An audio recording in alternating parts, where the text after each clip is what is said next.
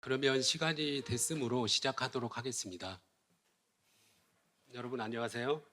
26년 한국딜로이트그룹 지배기구발전센터 및 한국회계학회 공동세미나의 사회를 맡은 정현 한국딜로이트그룹 내부회계관리제도 COE 센터장입니다. 바쁘신 일정에도 자리에 함께해 주신 여러분께 진심으로 감사드립니다. 한국딜로이트그룹 지배기구발전센터는 회계감사 및 부정 예방을 위한 한국 내부 통제에 대한 사회적 관심과 지배기구의 역할 수행에 대한 실효성 확보에 대한 기대가 높아지는 상황에서 2014년 업계에서 선제적으로 설립되었습니다. 이후 정기보고서 발간, 세미나 개최, 사회이사 온라인 교육, 플랫폼 서비스 제공 등을 통해 국내 기업 지배기구의 전문성과 위상 강화를 꾸준히 지원해 오고 있으며 오늘 공동 세미나도 그 선상에서 2026년 경제 및 거버넌스 트렌드, 기업 지배기구의 전략적 대응을 대주제로 기획하고 진행하게 되었습니다. 오늘 세미나를 공동 주최하는 한국회계학회는 1973년 설립 이래 회계학 연구, 교육의 발전과 학술 교류를 이끌어온 국내 대표 학술 단체입니다. 회계학 연구 활성화, 교육 서비스 지원, 그리고 회계 투명성 및 지속 가능성 제고를 설립 목적으로 삼고 학술지 발간, 연구 발표 및 토론회 개최, 국내외 관련 단체와의 공동 사업 등을 통해 학계와 실무를 잇는 가구 역할을 꾸준히 수행해 오고 있습니다. 오늘 세미나도 두 기관이 학계와 실무의 시각을 담아 기획한 자리인 만큼 더욱 풍성한 논의가 이루어지기를 기대합니다. 오늘 세미나는 총 4개의 세션으로 구성되며 오후 2시부터 4시 40분까지 진행됩니다. 한국딜로이트그룹과 한국회계학회가 공동으로 주관하며 각 분야의 전문가 네 분께서 글로벌 금융시장 전망부터 개정상법 실무 대응, 기관 투자자 공시, 그리고 거버넌스와 재무성과의 연관성까지 폭넓은 주제를 다뤄주실 예정입니다. 세션 2 이후에는 휴식 겸 네트워킹 시간이 마련되어 있습니다. 각 세션 말미에는 Q&A 시간이 준비되어 있으니 궁금하신 점은 자유롭게 질문해 주시기 바랍니다. 그럼 세미나를 시작하겠습니다. 먼저 김기영 한국회계학회 회장님의 인사 말씀을 청해 듣겠습니다.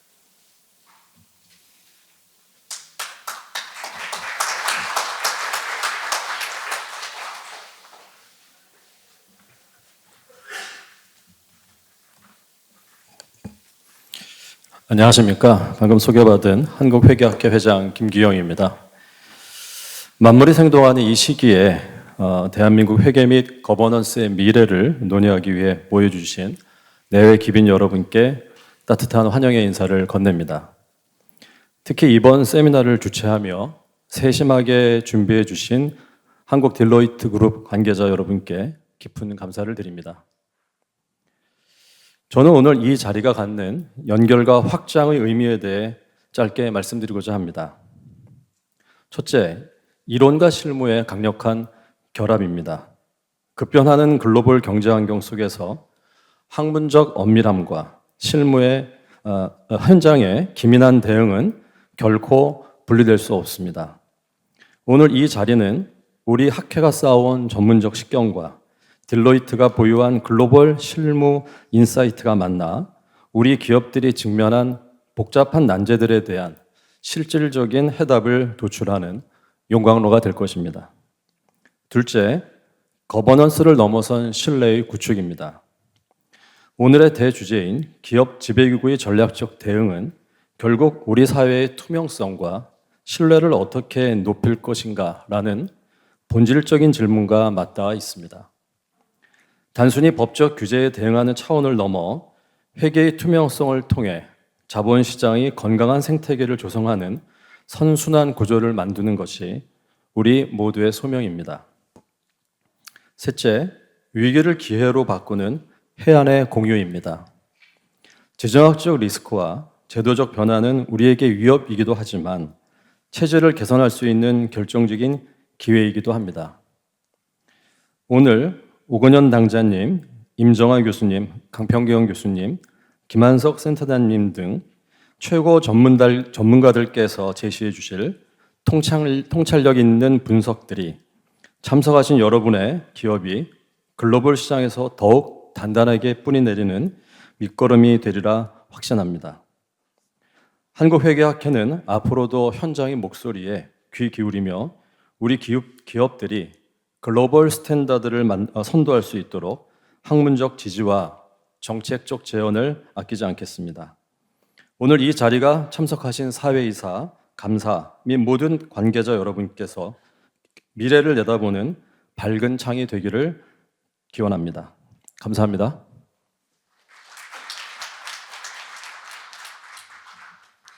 김기영 회장님, 오늘 세미나를 공동 주최해 주시고 학계와 실무를 잇는 뜻깊은 말씀 감사드립니다. 이어서 장수재 한국 딜로이트 그룹 회계감사부문 대표님의 인사 말씀이 있겠습니다. 장수재 회계감사부문 대표님, 격려의 말씀 부탁드리겠습니다. 네, 안녕하십니까. 한국 딜로이트 그룹 회계감사 부문 장수재 대표입니다. 먼저 바쁜 일정 가운데 올해 한국 딜로이트 그룹 기업 지배기구 발전센터와 한국 회계학회 공동 세미나에 관심을 가져주시고 참석해 주신 여러분께 진심으로 감사의 말씀을 드립니다. 저희 기업 지배기구 발전센터는 앞서 말씀드린 것처럼 2014년에 업계에 선도적으로 설립된 이후에 다양한 활동을 해오고 있습니다. 그리고 2024년에 한국 회계학회와 같이 딜로이트 학술상을 제정하여 지난해 공동 세미나를 처음 개최하고 올해 두 번째 이루고 있습니다. 근본 공동 세미나의 대주제는 2026년 경제 및 거버넌스 트렌드, 기업 지배기구의 전략적 대응입니다. 최근 글로벌 금융시장의 불확실성과 개정상법에 따른 기업 지배구조의 구조적 변화가 가시화되고 있습니다. 더불어 기관 투자자 공시의 중요성과 지배구조와 재무성과 간 연계성에 대한 관심도 높아지고 있습니다. 근본 세미나는 이러한 변화에 대응하여 국내외 경제 및 거버넌스 환경을 점검하고 이사회와 감사위원회가 고려할 실질적 대응 방향을 논의하기 위해 마련하였습니다. 앞서 오프닝 인사를 해주신 한국회계학회 김기영 회장님께 감사의 말씀을 드립니다. 더불어 굉장히 좀 바쁘시고 유명하신 분으로 알고 있습니다. 외부 전문가 연사로 오늘 또 강연을 해주실 오건영 신한 프리미어 패스파인더 단장님의 강연에도 미리 감사 말씀을 드립니다. 그리고 저희 기업 지배기구 발전센터의 자문위원 겸 서울시립대 법전원 임정아 교수님, 그리고 지난해 한국회계학회 딜로이트 안진 학술상 수상자인 서강대 강평경 교수님도 오늘 세미나에서 인사이트를 제시해 주실 예정으로 미리 감사의 말씀을 드립니다. 근본 공동 세미나를 통해 사회이사님 그리고 감사님 및 감사위원님의 유관 업무 수행에 도움이 되고 통찰력도 확보하실 수 있는 자리가 되시기를 희망합니다. 행사 중간에는 앞서 말씀드린 것처럼 참석자 간 의견을 나누실 수 있는 네트워킹 세션도 준비되어 있으니 많은 참여를 바랍니다. 향후로도 여러분의 많은 관심과 조언을 부탁드립니다. 감사합니다.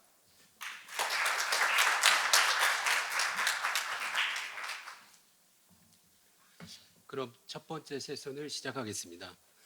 세션 1에서는 오건영 신한 프리미어 패스파인더 단장님께서 2026년 글로벌 금융시장 이슈 점검, 트럼프 2.0이 만들어낸 혼란과 환율의 대전환을 주제로 강연해 주시겠습니다. 오 단장님은 글로벌 금융시장과 거시경제 분야의 전문가로서 불확실성 시대의 복잡한 경제 흐름을 명쾌하게 풀어내시는 것으로 잘 알려져 있습니다. 트럼프 2.0 시대가 만들어낸 금융시장의 변화와 환율 흐름이 기업 경영 환경에 미칠 영향과 대응 환경을 짚어주시겠습니다. 오 단장님 부탁드리겠습니다.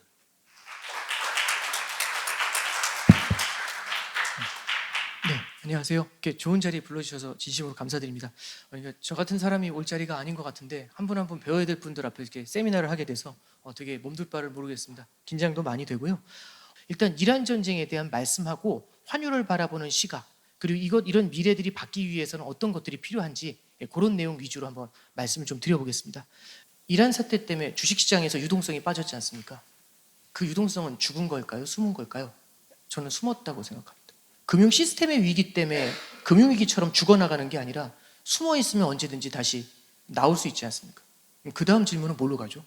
언제 나올까요? 라는 질문으로 가지 않겠습니까? 그래서 투자자분들하고 대화를 나누다 보면 조금 긴 시계열에서 바라보는 시각들, 이런 것들이 좀 많이 강해지지 않나, 그런 생각을 좀 해봤습니다. 저는 이 전쟁이라는 게 무엇을 바꾸게 될 것인가, 그걸 한번은 투자적인 관점에서 좀 바라볼 필요가 있을 것 같고요. 그 이후의 세상에 대해서도 한번 고민해 봐야 되지 않겠나? 그 말씀을 좀 드리고 그 다음에 뒤쪽에는 환율을 좀 짚어드리겠습니다. 다들 물어보시는 게 전쟁이 단기냐 장기냐 이제 이게 되게 중요한 것 같습니다. 전쟁이 단기였었던 때가 언제였냐면 23년도 10월 달에 하마스가 이스라엘을 침공한 적이 있습니다. 이때 국제유가가 뛰었고요. 주가가 무너졌었습니다. 그리고 24년도 4월 달에요. 이때 이란하고 이스라엘하고 처음으로 미사일 교전합니다. 40년 만에. 이때도 국제유가가 뛰었고요. 그 다음에 주가가 무너졌습니다. 그 다음이 25년도 6월인데 요건 아마 기억하실 겁니다. 작년에 혹시 미군의 폭격기가 이란 핵시설을 벙커버스터로 박았던 거 혹시 기억나세요? 12일짜리 전쟁이었죠. 이때도 마찬가지로 유가가 뛰었고요. 주가가 무너졌습니다. 셋 다 이란이 꼬리를 내리면서 전쟁이 확전으로 가지 않았습니다. 그래서 유가가 다 주저앉아 버렸고요. 세 번 다 주가가 다시 급등을 하기 시작을 했습니다. 과거의 사례 세 번의 케이스를 보면은 전쟁이라는 게 길게 가지 않고 단기에 그친다면은 오히려 자산시장에는 기회를 제공하는 거 아닌가요? 전쟁이 장기화됐을 때 얘기를 한번 해보죠. 1년만 더 앞으로 가면 22년도 2월 24일이 보일 겁니다. 이날이 언제냐면 러시아 우크라이나 전쟁이 터졌을 때입니다. 그때 이 전쟁 오래 간다고 했나요? 아니면 짧게 끝난다고 했었나요? 제 기억에는 짧게 끝난다고 했던 걸로 기억합니다. 이 전쟁이 장기화된다는 생각이 드니까요. 이때 국제유가가 뛰어오르면서 주가가 주저앉기 시작을 합니다. 나스닥 100 지수가요. 이때 1500까지 빠지죠. 이게 고점 대비 하락률로 보면 38% 빠진 겁니다. 전쟁이 단기면 어떻게 되죠? 주식시장이 되려 오른다는 말씀 드렸죠. 전쟁이 장기면 어떻게 되죠? 급격하게 무너지게 될 겁니다. 투자의 관점에서 순순히 보시면요. 그러면 1년 내에 모든 게 끝난다면 전쟁이 장기인지 단기인지 너무나 중요하지 않을까요? 우리가 투자 시기를 5년 정도로 늘려버리게 되면 질문 하나 드려보겠습니다. 5년 안에는 전쟁이 끝나 있을까요? 아니면 계속하고 있을까요? 러시아 우크라이나는 벌써 4년째 하고 있다 이 생각하고 계시는 분 계실 겁니다.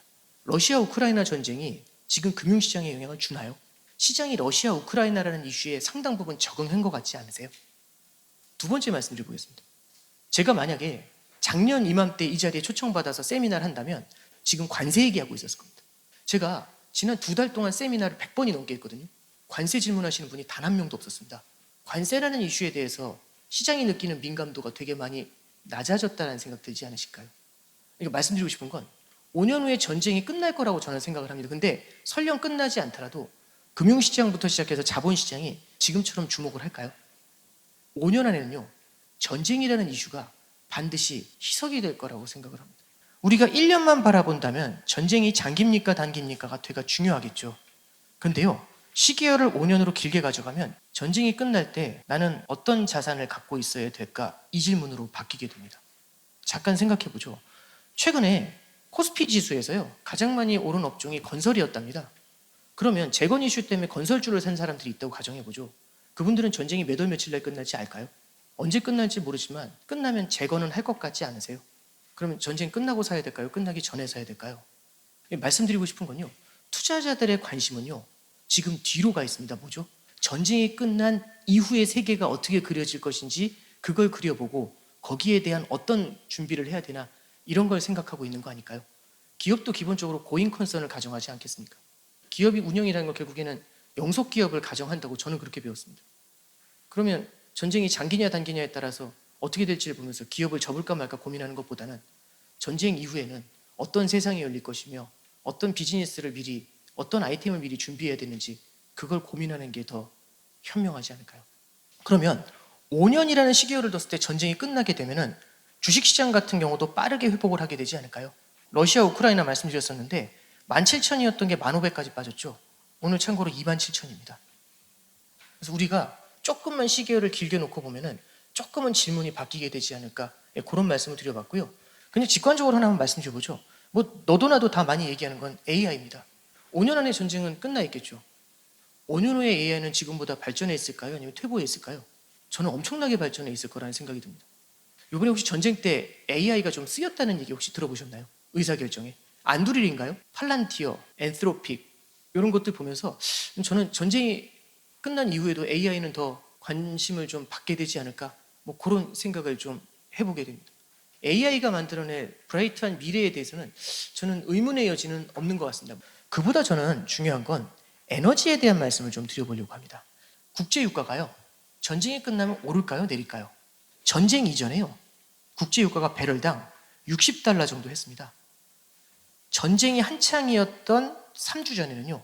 이게 115달러까지 올랐더라고요. 참고로 지금 100달러 정도 하고 있습니다. 전쟁이 끝나면 유가가 어떻게 될까요? 라고 말씀드렸더니 이게 내릴 것 같다는 말씀을 하셨고 저도 동의했습니다. 근데 질문을 바꿔보죠. 전쟁이 끝나면 옛날 레벨로 유가가 돌아올 수 있을까요? 이 질문으로 바꿔보겠습니다. 이게 저는 쉽지 않을 거라는 생각을 좀 하고 있습니다. 왜냐면요. 첫 번째는 워낙에 많이 뉴스 보셔서 아실 겁니다. 지금 가스 시설 같은 것들 있죠. 중동에. 이게 굉장히 많이 파괴가 되어 있습니다. 카타르도 그렇고 아랍에밀레이트도 그렇고요. 당연히 이란도 마찬가지죠. 그러면 전쟁이 끝나더라도 이들을 복원을 하는데 복구하는 데 걸리는 시간이 상당히 많이 걸립니다. 그러면 과거와 같은 공급량이 쏟아지려면 시간이 꽤 걸릴 것 같지 않으세요? 두 번째는요. 어떤 이슈가 있냐면 지금 이제 그 이란에서 얘기하는 게 그거죠. 우리는 통행료 받겠다. 그럼 만약에 과거에 없던 통행료를 받게 되면 이거는 원유의 운송 비용에 영향을 주게 되지 않을까요? 자, 세 번째 보시죠. 세 번째는요. 종전을 하든지 휴전을 하든지 문제가 좀 있을 것 같습니다. 왜 그러냐면 아마 다들 아시겠지만 지금 호르무즈 해협안에는요. 2,000척의 배하고 2만 명의 선원이 갇혀 있다고 합니다. 여기 계신 분들이 배 주인입니다. 저는 화물의 주인이에요. 여러분들한테 배를 빌려가지고 그 화물을 갖고서 호르무즈에 들어갔습니다. 여러분들이 배 주인이시잖아요. 배를 돌리질 못하셨잖아요. 그럼 되게 기분이 나쁘지 않을까요? 다음번에 누가 배 갖고 호르무즈 들어간다고 하면 빌려주는데 대신에 배 사용료를 좀 많이 높일 것 같지 않으세요? 두 번째입니다. 보험료 올라간다는 얘기는 너무 많이 들으셨죠? 세 번째는 인건비 한번 생각해 볼까요? 호르무즈에 선원들이 갇혀 있다가 이제 간신히 빠져나왔다고 가정해 보죠. 그분들이 다시 호르무즈 들어가고 싶을까요? 인건비를 따따따블 받아야 되지 않겠습니까? 그럼 이런 것들이 고스란히 유통비용에 엎어지게 되지 않을까 생각을 합니다. 세 번째는 재고에 대한 말씀을 좀 드려보겠습니다. 미국에서 이제 MBA 공부하고 있는데 그 중에 제일 좋았던 수업이 재고 관리라는 수업이 있습니다. 왜 좋았냐면 재고 관리는 정답이 있습니다. 재고는 최소의 재고를 유지하고 필요할 때마다 원자재를 조달할 수 있는 네트워크를 확보하는 게 재고 관리인 정답입니다. 근데 최근에 뉴스 중에 그게 있더라고요. 이번 이란 사태 딱 터졌잖아요. 중국은 에너지가 6개월치 재고를 갖고 있답니다. 우리나라는 4개월치를 갖고 있고요. 대만은 2달치를 갖고 있다네요. 그래서 대만이 되게 불안할 것 같다 이런 얘기가 나옵니다. 질문 드려보겠습니다. 재고는 많아야 되나요? 적어야 되나요? 근데 요즘은 어떻죠? 재고가 필요한 것 같지 않으세요? 전쟁이 끝나면 각국이 에너지 재고를 늘리려고 하면 에너지에 대한 수요가 늘어날 것 같지 않으세요? 전략 비축료를 쏟아냈다고 하죠. 전략 비축료 쏟아낸 건 채워야 된다고 들었습니다. 이런 거는 에너지에 대한 수요로 존재하게 되지 않을까요? 미래에는요. 네트워크를 어떻게 조달할지 이런 것들이 되게 많이 불안정해질 수 있지 않습니까? 지정학적 리스크가 언제든지 터질 수 있다면 그러면 각 기업들은요. 정답이라는 게 존재하지 않고 케이스에 따라서 재고를 많이 확보해야 되는 것들도 당연히 존재할 수밖에 없지 않을까요? 그럼 재고를 확보하려고 합니다. 옛날과 다르게. 그럼 재고 관리 비용이 들지 않을까요? 재고를 갖다가 미리 쌓아놓으려면 운전 자본이 필요하지 않습니까? 그걸 우리는 금융 비용이라고 말합니다. 그럼 재고 관리 비용하고 금융 비용이 과거에 없던 것들이 엎어지게 되죠. 그럼 얘는 원가에 엎어지지 않나요? 그럼 물가가 예전보다 높은 수준이라면 금리가 어떻게 될 것 같으세요? 옛날처럼 중앙은행이 편안하게 금리 인하를 할 수 있을까요? 그러면 과거보다 높은 금리가요. 꽤 오래 유지가 될 것 같습니다. 그걸 영어로는 higher for longer라는 말을 씁니다. 그리고 하나 더 말씀드리죠. 저기 지난주에 김정관 산업통상부 장관이 인터뷰를 한 게 있습니다. 첫 번째는 전쟁이 끝나도 에너지 재고를 많이 확보하겠다 이 말씀을 좀 담고 있고요.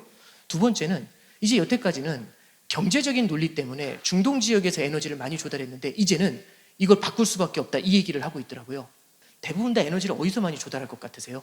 미국한테서 조달해야 되지 않을까요? 왜 그러냐면 지금 우리나라가 어떤 문제가 있냐면 우리는 미국한테 무역 흑자를 기록하죠. 저쪽은 적자지 않습니까? 그래서 자국이 무역 적자를 기록하니까 너네한테 관세 때릴 게 이거잖아요. 내지는 투자금 내란 얘기지 않습니까? 그럼 무역 적자를 줄이려면 어떻게 해야 되죠? 우리가 수출을 덜 하거나 아니면 미국의 물건을 사주거나 둘 중에 하나가 늘어나야 되지 않을까요?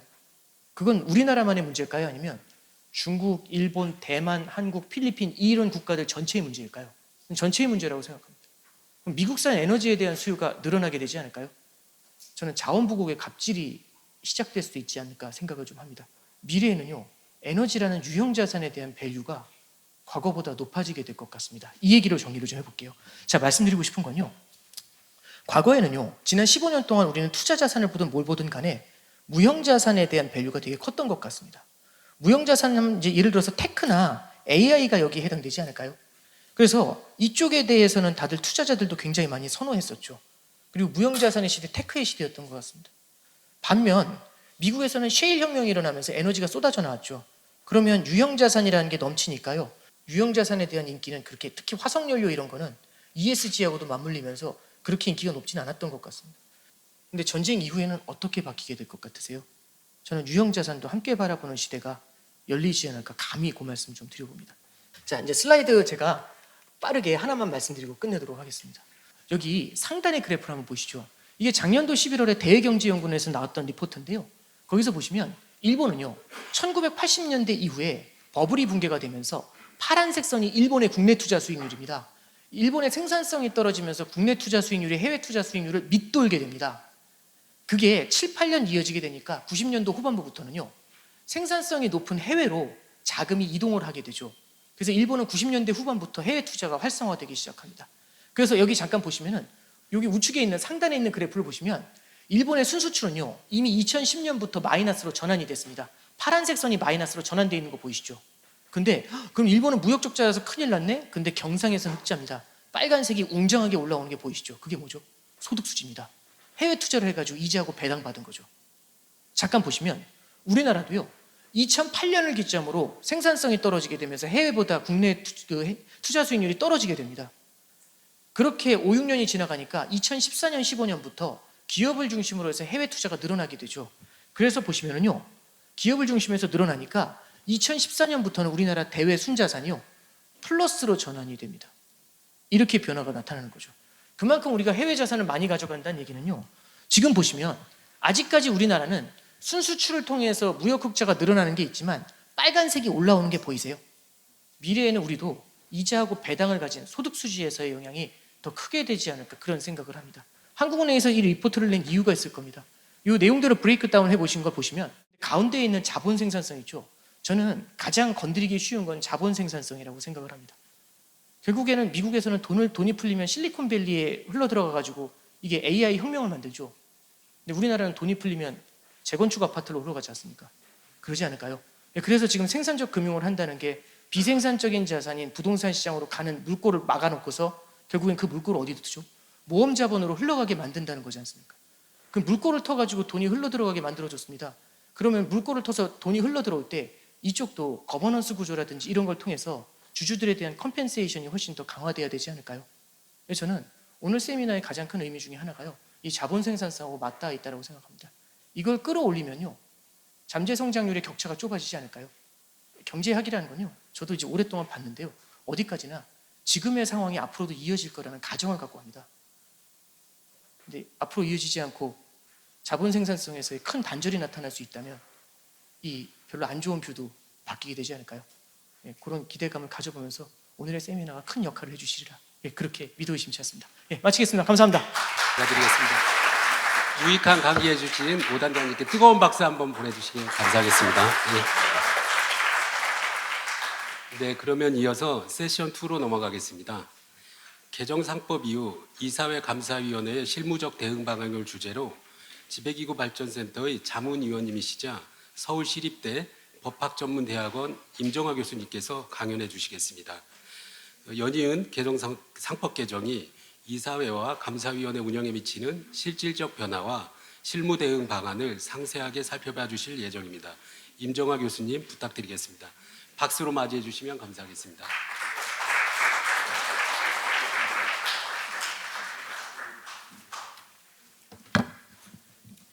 네, 방금 소개받은 서울시립대학교 임정화 교수입니다. 계속 강의를 듣고 싶었는데 이제 법으로 다시 넘어왔습니다. 너무 큰 그림을 그리다가 이번에 상법 개정 이야기를 할 건데요. 사실 저도 법만 할 때는 이게 이제 약간 법에 천착된다는 느낌이었는데 방금 앞에서 강의하신 내용과 여러 가지 이제 좀 상관관계를 생각해 보니까 이번에 상법 개정이 우리 기업의 밸류업이라든지 경제의 성장 여러 가지 어떤 모멘텀을 마련할 수도 있겠다라는 생각이 들었습니다. 네, 제 소개고요. 네, 오늘 진행 순서입니다. 3차례에 걸쳐서 상법 개정이 있었습니다. 이렇게 빠른 시간 내에 숨가쁘게 많은 개정이 되리라고는 사실 상법학자들도 예상을 못했습니다. 근데 전격적으로 지금 3차 개정이 있었습니다. 지금 한번 보시고요. 1차 개정부터 이제 했었는데 이 시행 순서대로 내용을 보면은 이사의 주주에 대한 충실 의무가 제일 먼저 작년 7월에 시행이 됐습니다. 그 다음에 올 3월에 3차 개정이 포함됐던 자기 주식 소각 의무화가 3월 6일에 공포되자마자 시행됐습니다. 그다음에 나머지 3, 4, 5번은 이제 올 7월, 그다음에 9월, 내년 1월 전자주주총회까지 해서 시행될 예정입니다. 이제 주주에 대한 이사의 충실 의무 조항을 볼 건데요. 이거는 아마 작년부터 많이 들으셔서 내용은 좀 많이 알고 계실 거로 생각됩니다. 조문을 간단하게 살펴본 다음에 그러면 여기 계시는 많은 분들이 회사의 사이사거나 감사위원이실 텐데 그러면은 이제 이사로서 어떤 업무를 보실 때 도대체 어떻게 해야 되냐, 주주에 대한 충실 의무가 새로 신설이 됐다라고 하는데 그럼 과연 어떻게 업무를 수행해야 되는지에 대해서 많은 관심이 있으신 걸로 알고 있습니다. 자, 원래는 회사에 대해서만 충실 의무를 부담을 했었는데 주주가 추가됐습니다.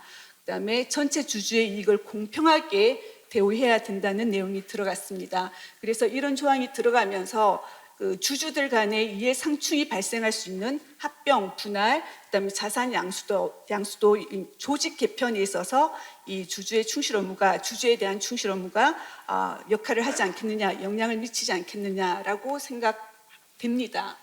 자, 그러면 이 사회는 어떻게 대응을 해야 되느냐? 크게는 이제 의사결정 프로세스를 좀 더 구체화할 필요가 있죠. 어떤 식으로 이사회에서 의사결정을 할 것인지. 그다음에 결론에서도 나왔지만 이사회가 어떤 결정을 할 때 좋은 결론을 내리는 것도 중요하지만 그 과정을 어떻게 할 것인지, 좋은 절차와 기록을 남기는 것이 참 중요하게 되었다. 이사회의 주주에 대한 충실 의무를 이행했는지 이행하지 않았는지를 판단하는 것은 사실 그 절차를 어떻게 이행했는지를 볼 수밖에 없으니까 이사회나 감사위원회를 할 때 이런 절차와 기록을 남기는 것이 그 어느 때보다도 중요해졌고, 이로 인해서 회사에서는 이런 절차를 이행하는 데 비용이 증가될 수밖에 없는 그런 상황이다라고 말씀드릴 수 있겠습니다. 이 부분은 법무부에서 발표한 가이드라인 할 때 조금 더 다시 보도록 하겠습니다. 자, 법무부에서 올 2월 25일에 가이드라인을 발표했습니다. 작년에 이사회 주주에 대한 충실 의무가 신설되면서 기업과 그다음에 기업의 이사들, 사이사들, 이사 포함해서 감사위원들이 다 그러면 도대체 어떻게 해야 되느냐, 충실 의무의 내용이 어떻게 되는 것이냐, 그런 우려가 많으니까 법무부에서 가이드라인을 마련을 했습니다. 가이드라인의 그 이름은 여기는 기업 조직 개편 시 이사의 행위 규범 가이드라인입니다. 그 중에서 이제 충실 의무와 관련된 것을 제가 좀 이제 뽑아 본 거고요. 이 가이드라인은 사실 법적 구속력은 없습니다. 법적 구속력이 없다고 가이드라인에서 명시하고 있습니다. 그래서 여러 가지 이제 대안들을 여러 가지 안들을 제시하고 있지만 이거는 회사의 비용이나 상황들을 고려해서 선택할 사항이다라고는 하지만 별다른 다른 가이드라인이 없는 상황에서는 사실은 이거는 중요한 참고 사항이고 어떻게 보면은 사실상 구속력이 있지 않을까라는 생각을 하게 됩니다. 여기서 보시면 일반적 행위 기준으로 제시하고 있는 게 크게 세 가지로 나눠볼 수 있겠는데요. 충분한 정보 수집과 검토를 하라고 하고 있습니다. 이거는 물론 이 이사의 주주에 대한 충실 의무가 신설되기 전에도 이사에서 주요 업무를 다하기 위해서는 이렇게 해야 된다라고 이미 나와 있던 내용입니다. 이사에서 결정을 할 때 충분한 정보를 수집을 하고 검토를 해서 의사결정을 해야 된다. 이거는 원래부터 있던 내용이고요. 그 다음에 이제 제시하는 게 외부 전문가를 활용하는 방안을 제시하고 있습니다. 이게 아무래도 사회이사, 이사들은 독립성을 가지고 있긴 하지만 어떤 안건을 결정할 때 특히 조직 개편과 관련해서는 전문성이 부족할 수 있습니다. 그럴 때는 외부 전문가를 활용해서 판단의 합리성을 높여야 된다라고 이야기를 하고 있습니다.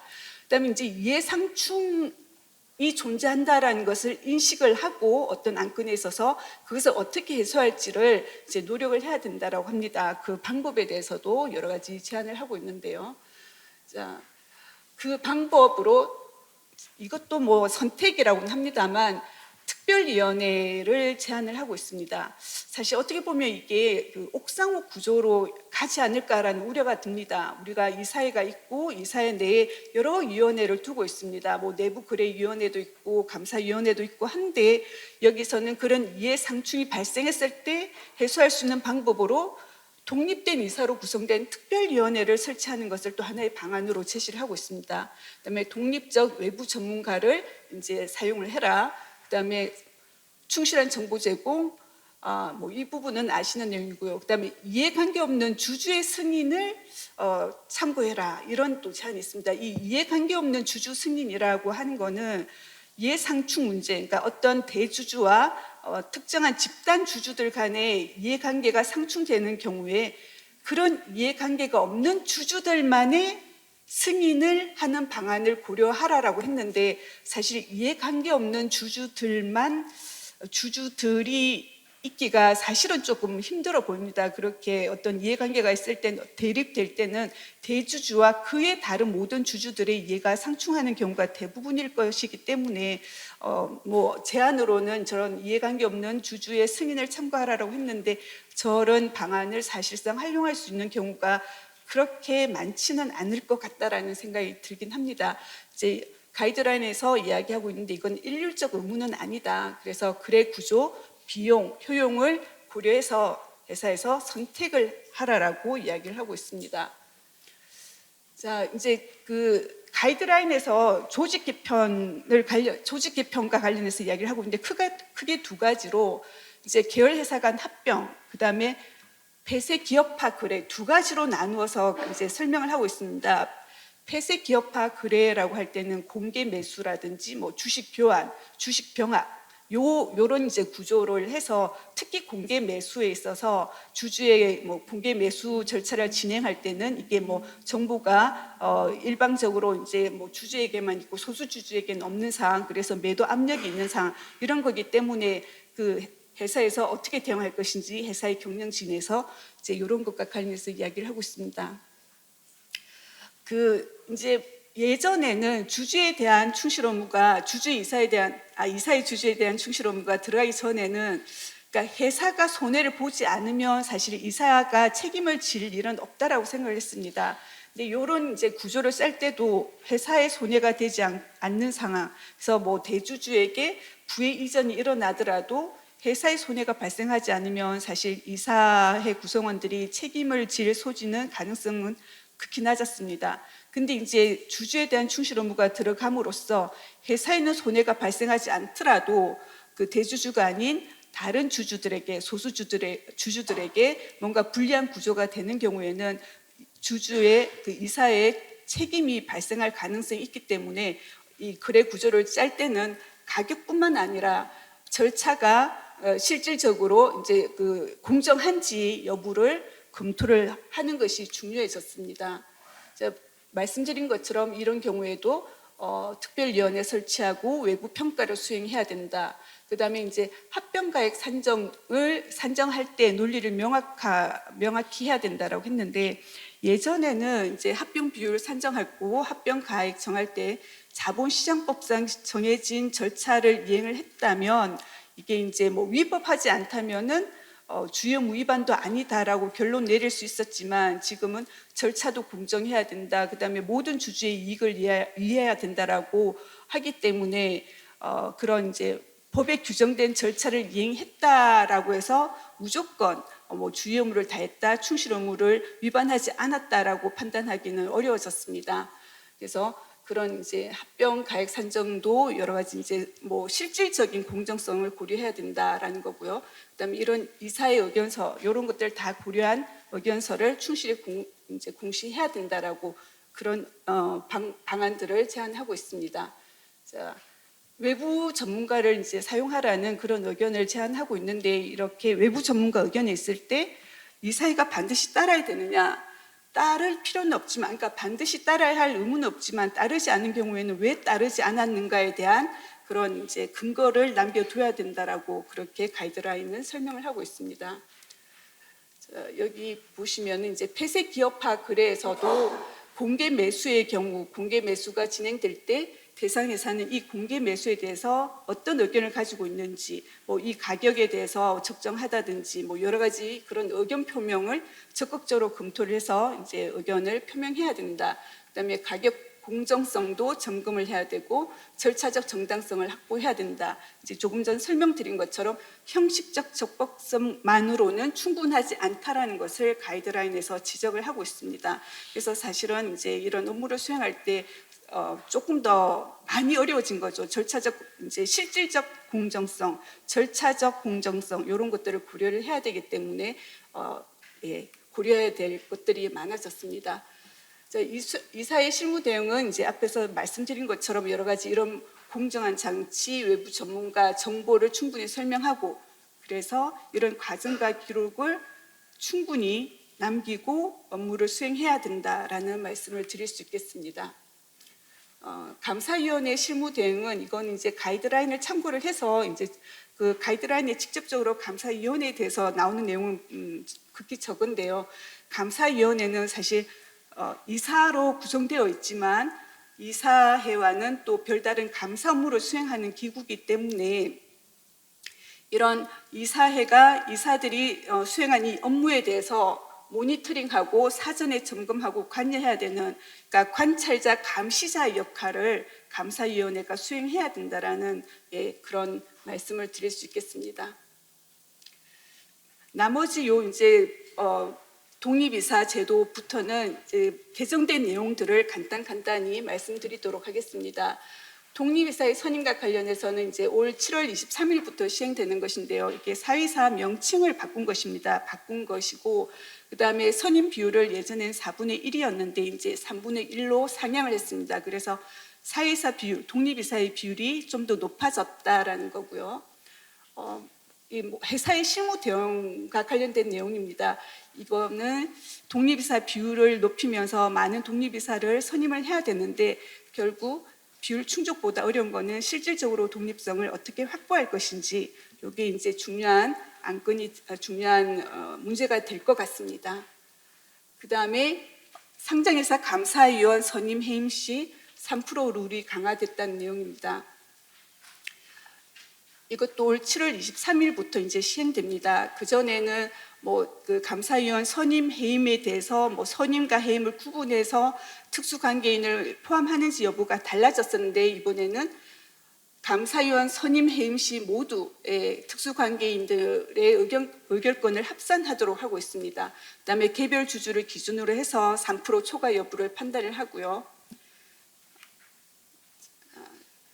이제 이 3% 초과하는 비율에 대해서는 의결권 제한되는 것이기 때문에 이 결국은 감사위원 선임 문제가 의결권을 어떻게 설계할 것인지, 그러니까 3% 초과 부분에 대해서는 의결권을 행사하지 못하는 그런 부분들이 조금 더 확대됐다라고 볼 수 있기 때문에 이 회사 실무적으로는 후보도 확보해야 되지만 의결권을 어떻게 설계를 해서 이제 회사가 원하는 혹은 독립된 감사위원을 선임할지, 이런 것도 중요한 문제가 되겠습니다. 그다음에 전자주주총회가 도입이 되는데 이건 내년 1월 1일부터 시행됩니다. 전자주주총회와 관련해서는 사실 준비를 하는 것도 사실 회사의 비용의 문제이기도 한데 이게 어떻게 운영할지 이게 참 중요한 문제인 것 같습니다. 그러니까 전자주주총회는 이게 주주총회라는 것이 이제는 법무팀의 문제뿐만 아니라 이 전자주주총회를 운영하는 데 있어서 IT를 담당하는 부서, 그 다음에 그 주총 운영 부서가 서로 협업을 해서 이게 주주들의 참여를 확보하고, 그 다음에 의결권을 잘 이제 행사할 수 있도록 하는 그런 방법으로 정착이 돼야 될 것 같습니다. 다음에 집중 투표제가 의무화되었습니다. 이거는 이제 그 7월 22일부터 시행된 것인데요. 네, 기존에는 정관을 통해서 집중 투표제를 배제할 수 있었지만 이제 대규모 상장회사, 자산 2조 원 이상인 회사는 이 정관으로 배제할 수 없고 반드시 집중 투표제를 도입을 해야 됩니다.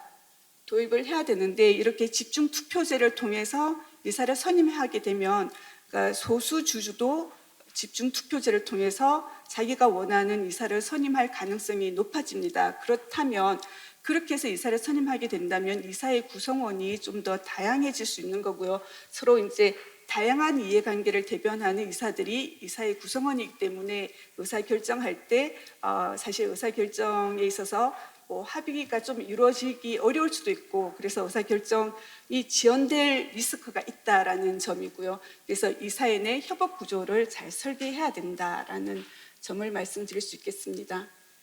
그다음에 감사위원 분리선출이 확대되었습니다. 감사위원 분리선출이라고 하는 것은 예전에 이제 분리선출이 아닌 경우에는 이사를 먼저 선임을 하고 그 이사 중에서 감사위원을 선임하는 것이었는데 분리선출은 처음부터 감사위원인 이사를 이사 선임한 단계에서 분리해서 이사, 그 다음에 감사위원인 이사 이렇게 분리해서 선출하라는 것입니다. 기존에는 분리 선출해야 될 이사 수가 1명이었는데 지금은 최소 2명의 감사위원을 분리 선출하라고 규정을 하고 있고요. 정관으로 3명 이상으로도 할 수는 있습니다. 그러니까 분리 선출하는 감사위원은 정관으로 증가는 할 수 있는 거죠. 확대해서 뽑을 수는 있지만 축소해서는 할 수가 없는 것이고요.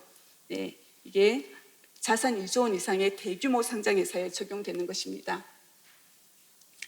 자, 감사위원회 대응 이게 분리 선출을 해야 되기 때문에 2명 이상은 반드시 분리 선출을 해야 돼서 이게 의결권 분석 어떻게 해서 이 분리 선출하는 이사임 감사위원을 선임되게 할 것인가 이런 것들도 회사에서 실무적으로 대응하기가 상당히 쉽지 않은 문제일 것 같다라는 거고요. 그래서 후보 적합성도 중요하고 그다음에 이 의결권 분석도 실무적으로 중요한 문제가 되었다라는 말씀을 드릴 수 있겠습니다.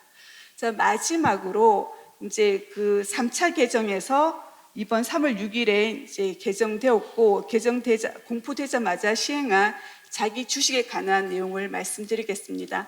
앞에서 말씀드린 그 1차, 2차 때 나왔던 개정 내용은 작년에 이제 이미 많이 여러 강연에서도 나왔고 해서 조금 많이 들어보셨을 것 같고요. 그다음에 회계학회다 보니까 사실 자기 주식에 대해서 제일 관심이 많으실 걸로 보여집니다. 자기 주식 문제는 기업들도 이 자기 주식 보유를 통해서 여러 가지 우리나라에서는 경영권 방어 제도가 특별히 상법에 규정되어 있지 않았기 때문에 자기 주식을 경영권 방어 방법으로도 많이 활용을 했었고, 네, 그다음에 여러 가지 기업 조직 개편에 있어서도 자사주를 활용해서 약간 지분을 늘리는 그런 자사주의 마법 이런 좀 우회로도 활용이 되어가지고 기업들이 자사주를 많이 활용을 했었는데 이게 자사주를 기존에 보유하고 있던 주식까지도 포함해서 소각할 것을 의무화하고 있습니다.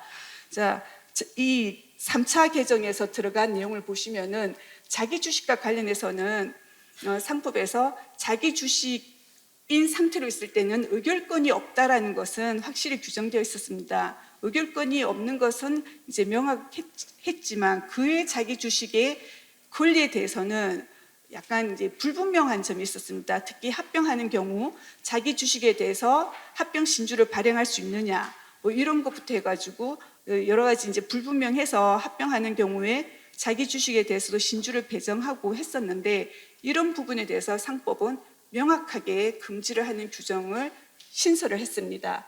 먼저 자기 주식의 권리 제한에 있어서 보시면은 의결권뿐만 아니라 자기 주식에 대해서는 신주 인수권, 배당 청구권, 그다음 무상주 발행할 권리 등 일체의 주주로서의 권리를 행사할 수 없다라는 조항을 341조 3에서 규정을 하고 있습니다. 그래서 자기 주식에 대해서는 주주로서의 권리를 행사할 수 없다라고 명시를 했고요. 그 다음에 자기 주식을 소각할 것을 의무화하겠다라는 내용이 이제 좀 발표되자마자 여러 기업에서 이제 사채를 발행을 했습니다. 사채를 발행하면서 그 상환 대상, 교환 대상을 자기 주식으로 하는 사채를 발행하려는 움직임이 많이 있었습니다.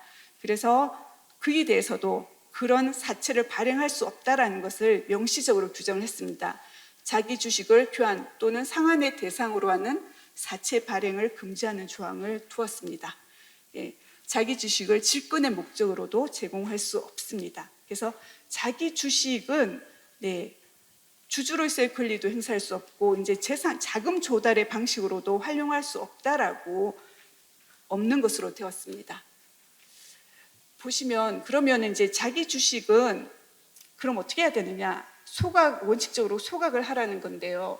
보시면 341조 4에서 자기 주식 취득한 때는 취득한 날로부터 1년 내에 소각을 해야 됩니다. 예, 소각을 해야 되는데 예전에도 상법 개정되기 전에도 이제 자기 주식은 그 취득이 제한되어 있었습니다. 취득이 제한되어 있고 처분에 대해서도 뭐 주총 승인 받아 처분할 수 있고 약간의 조항이 있었긴 하지만 이제 이렇게 촘촘하게 규정이 안 되어 있다 보니까 그 자기 주식을 가지고 여전히 활용할 수 있는 어떤 여지가 있었는데 그거를 이번 개정에서는 좀 완전히 차단한 것으로 보여집니다. 근데 소각과 관련해서는 주식을 소각할 때는 원래 자본 감소 절차를 거쳐야 됩니다.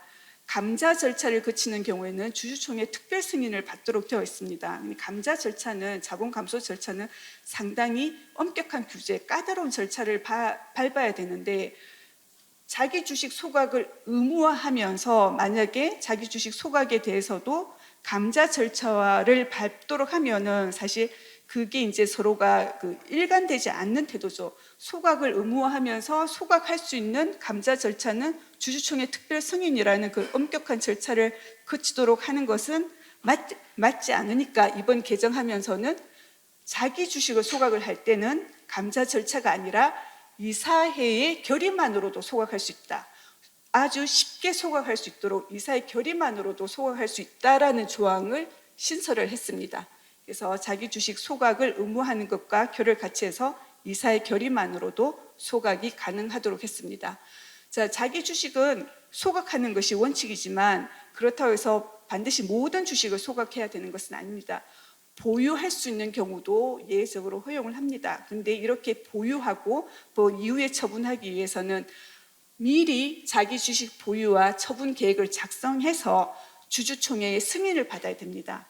예, 그렇게 이제 허용되는 사유가 뭐냐면은 모든 주주에게 균등하게 주식을 처분하는 경우, 그 다음에 주식 매수 선택권을 스탁옵션으로 주는 경우, 임직원에게 보상으로 주는 경우, 그 다음에 우리 사주제도 실시 목적으로 활용하는 경우, 그 다음에 합병 주식 교환 등 법령에서 정하는 바를 따라서 이제 활용하는 경우, 이런 몇 가지 경우는 자기 주식을 보유할 수 있습니다. 보유하고 처분할 수 있는데 이것도 보유 처분 계획을 세워서 주주총회의 승인을 받아라고 하는 것입니다.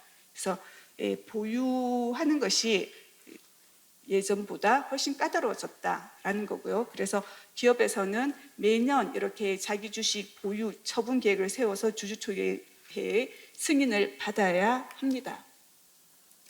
자, 이제 설명드린 것처럼 합병하는 경우에 신주를 배정하거나 아니면은 그 자기 주식을 이전하는 것도 금지하는 것을 이제 명시적으로 규정을 하고 있습니다. 그래서 이게 이제 자기 주식을 이용한 우회적 지배력 확대를 명시적으로 차단했다라고 그렇게 설명을 합니다. 예. 그래서 합병하는 경우 또 분할 합병하는 경우 그 보유하던 자기 주식에 대해서 합병 신주를 발행하거나 아니면은 소멸되는 회사의 자기 주식에 대해서 신주를 배정하거나 이런 자기 주식을 배정하는 것이 금지된다라는 겁니다. 자, 부칙을 보시면은 그러면 지금 이거는 이제 앞으로 처분하는 주식, 그러니까 취득하는 자기 주식을 소각하는 것에 대한 규정인데, 그러면 이미 취득하고 있는 자기 주식에 대해서는 어떻게 해야 되느냐? 부칙에서 명시적으로 일정한 유예를 두고 소각하도록 하고 있습니다. 시행일로부터 6개월이 경과한 날로부터 1년 이내에 소각하라. 그러니까 원칙적으로는 시행하자마자 1년 내에 소각을 해야 되는데 자, 기존에 가지고 있던 주식에 대해서는 시행일로부터 1년 6개월의 유예기간을 두고 소각할 의무를 부과를 하고 있습니다.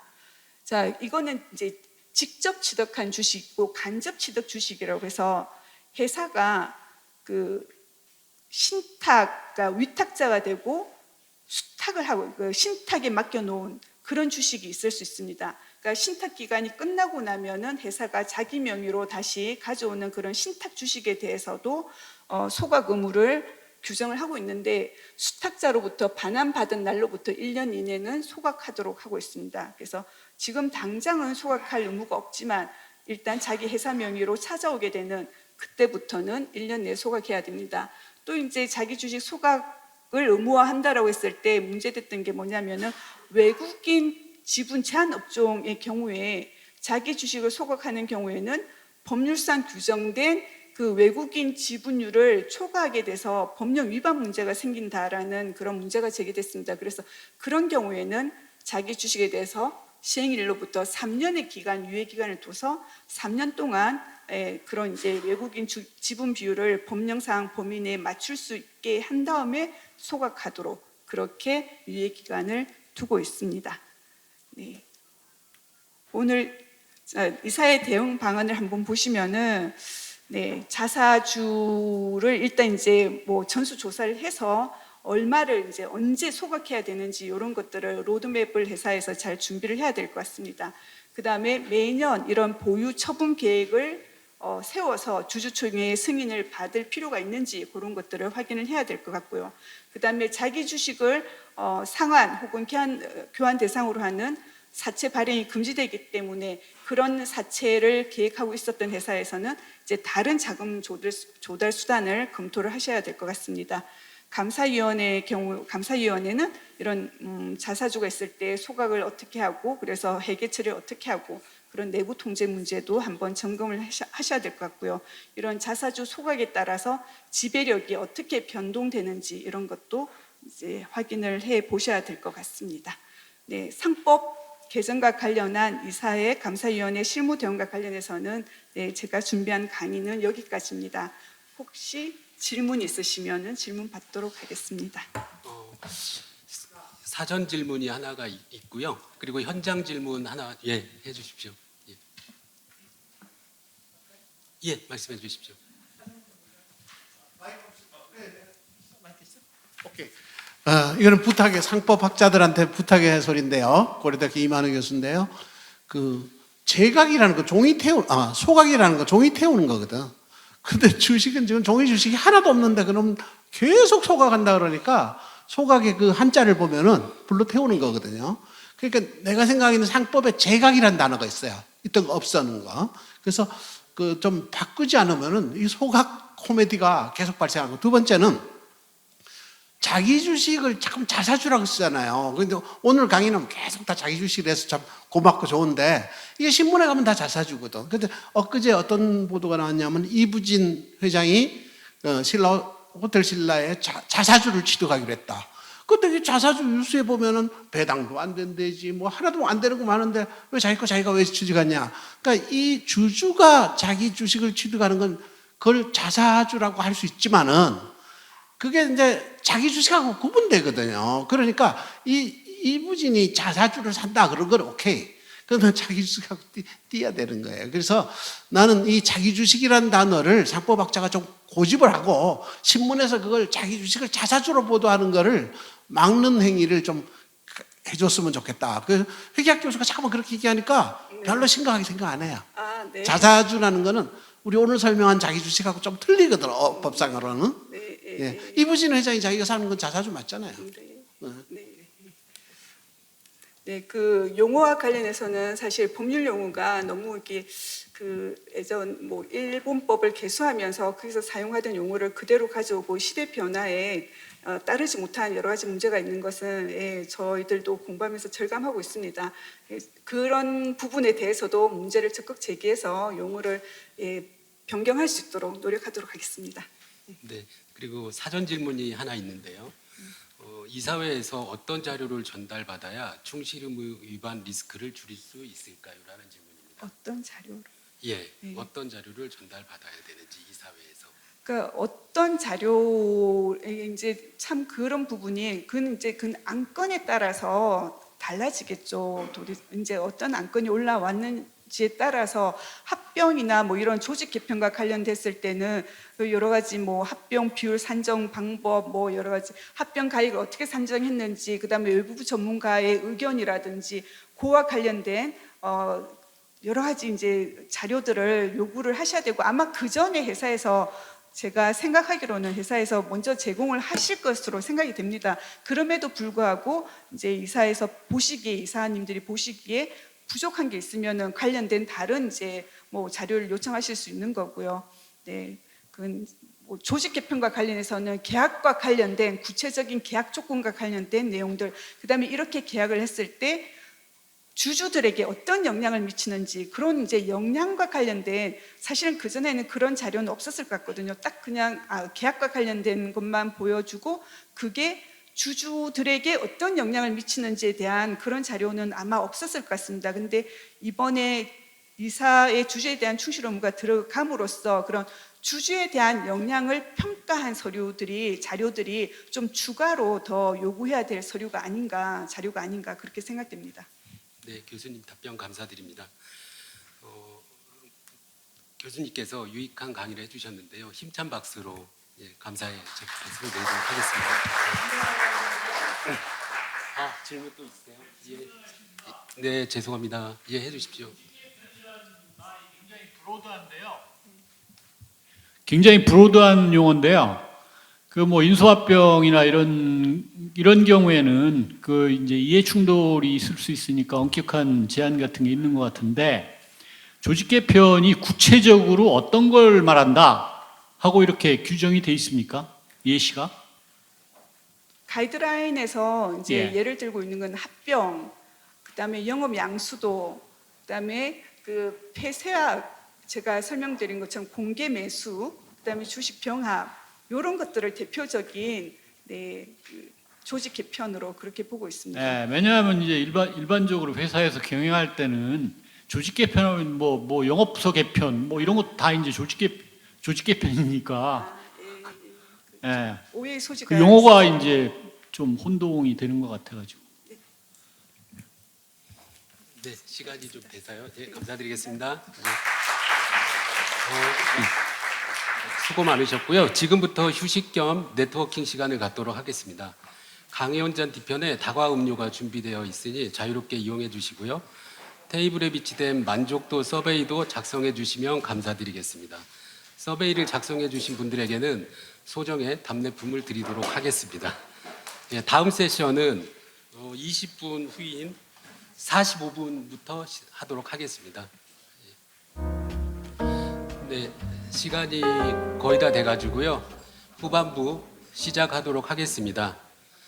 세션 3에서는 강평경 한국회계학회 부회장님이시자 서강대 경영대학 교수님께서 한국 대규모 기관 투자자 지분 보유 공시정보의 중요성과 현황을 주제로 강의해 주시겠습니다.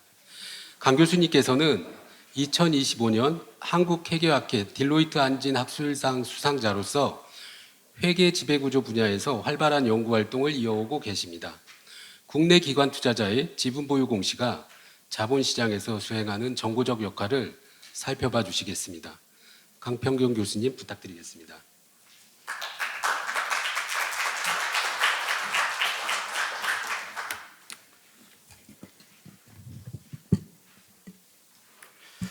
네, 안녕하십니까. 방금 소개받은 서강대학교 강평경입니다.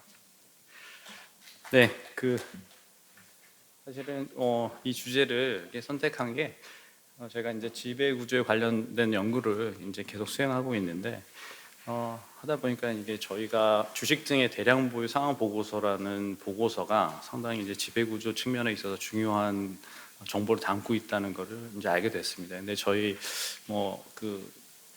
대학원 박사과정 지도 또 제주들하고 연구를 지속하면서 이 부분에 대해서 이제 연구를 하려고 하는데 이제 데이터베이스화가 되지 않아서 이 정보들을 수집하고 이제 그러다 보면서 이게 이 중요한 보고서가 막상 그 자본시장에서는 약간 인식이 부족하고 관심을 받지 못하고 있는 것 같아서 이번 기회를 통해서 좀 이제 알려드리고 소개하고 중요 그 앞으로 어떤 부분이 보완이 되면 더 개선되고 발전될 수 있을지에 대해서 한번 좀 같이 고민해 보고 싶어서 주제를 선택을 했습니다.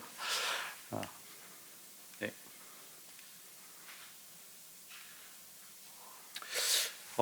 그 미디어에서 이렇게 보시면 뭐 블랙록이 뭐 삼성중공업의 5% 이상의 지분을 획득하면서 주가가 상승을 했다. 이 뉴스는 사실은 이제 그 이번 올 3월 말에 공시된 주식 등의 그 대량 보유 상황 보고서 정보를 바탕으로 이제 시장에 유입된 정보에 의해서 미디어가 나온 것이고요. 그 오른쪽 거는 이제 호방건설이 이제 한직칼에 대해서 지속적으로 이제 지분을 획득하고 있는데 그 작년 5월에 그 대량 보유 상황 보고서에서 나왔던 지분과 그 사업 보고서에서 올 3월에 그 발표된 그 지분율의 그 차이를 이제 보면서 이제 추가 매집했다는 정보가 시장에 유입돼서 다음과 같은 기사가 나온 겁니다. 이런 측면에서 봤을 때 그 주식 등의 대량 보유 상황 보고서의 정보가 시장에 굉장히 유용한 정보를 제공을 해주고 있다는 걸 알 수 있죠. 그래서 시장 참여자들은 그 투자자들의 지분율 확보에도 관심이 많고, 그리고 투자자가 어떤 의도로 지분을 확보하고 있는지에 대해서도 대단한 관심을 가지고 있습니다. 그래서 호방건설이 단순 투자 목적으로 지분을 확보했다에 대한 정보는 저희 사업 보고서에서는 획득할 수가 없고 주식 등의 대량 보유 상황 보고서를 통해서만 획득할 수 있는 정보입니다. 그런 측면에서 해당 보고서가 중요하다는 것이죠. 그 해당 보고서와 관련된 그 보고서의 근간이 되는 제도가 그 대량 보유 보고 의무 제도라는 것입니다. 그래서 이 해당 제도에 대해서 좀 살펴볼 필요가 있는데요. 그 이 대량 보유 보고 의무 제도라는 것은 그 상장 회사 주식을 일정 규모, 그러니까 저희 기준으로는 5%죠 이상 보유하거나 이후 이제 1% 이상 그 지분율이 변동을 하거나 그리고 보유 목적이 변경되는 경우에 그 투자자가 그 보유 상황과 목적을 이제 보고할 수 있도록 한 제도가 이제 대량 보유 보고 의무 제도가 되겠습니다. 그래서 대량 시장에서 이제 대량 매집의 은밀성의 문제라든가 시장 공정성 문제, 그리고 경영 문제 등을 이제 해소하기 위해서 도입된 제도라고 볼 수 있겠습니다. 해당 제도는 이제 미국의 윌리엄스 액트, 이제 1968년도에 이제 제정이 된 제도인데 그 제도 등을 참고해서 저희 나라에 도입이 되었습니다. 그래서 사실 그 대량 보고 의무 제도는 1992년 주식의 대량 소유 보고 제도로 시작되었습니다. 그러니까 상당히 역사가 깁니다. 그래서 수십 년이 된 제도인데 이게 이제 과거의 제도가 아니고 그 시장 환경하고 그 규제 변화와 함께 그 거듭해서 이제 발전을 하고 있습니다. 그래서 최근에는 이제 기관 투자자들의 이제 그 스튜어드십 코드 도입과 함께 적극적인 주주 활동으로 이제 활동이 확대되고 있죠. 그래서 그 해당 보고서 대량 보유 상황 보고서는 그냥 단순한 그 지분 공시만 이제 정보를 제공하는 것이 아니고 투자자들이 어떤 목적으로 지분을 취득했는지, 그러니까 경영권 영향 목적이 있는지 없는지, 그리고 경영 참여 정도, 그리고 경영 참여 가능성, 그리고 주주 활동 정도, 그리고 지배권 현황 등의 정보를 파악하는데 아주 핵심적인 정보를 제공해 주는 이제 보고서라고 할 수 있습니다. 금융위원회도 시장 환경 변화에 따라서 뭐 단순 투자를 이제 일반 투자와 단순 투자로 이제 분리하는 개념을 도입하고, 그리고 경영권 영향 목적으로 취득했을 경우에 그 이유를 그 구체적으로 적시하도록 요구하고 과징금도 강화하는 등 이제 관련 제도를 지속해서 정비를 해 나가고 있는 상황입니다. 그래서 대량 보유 보고 의무 제도는 그 대규모 지분 취득과 변동을 이제 시장에 적시적으로 정보를 제공해주고 이를 통해서 자본시장의 공정성, 투명성을 확보하고자 하는 측면에서 도입이 되고 유지되고 있는 제도라고 이해를 해주시면 되겠습니다. 그래서 관련 내용들은 이제 살펴보시면 될 것 같고요.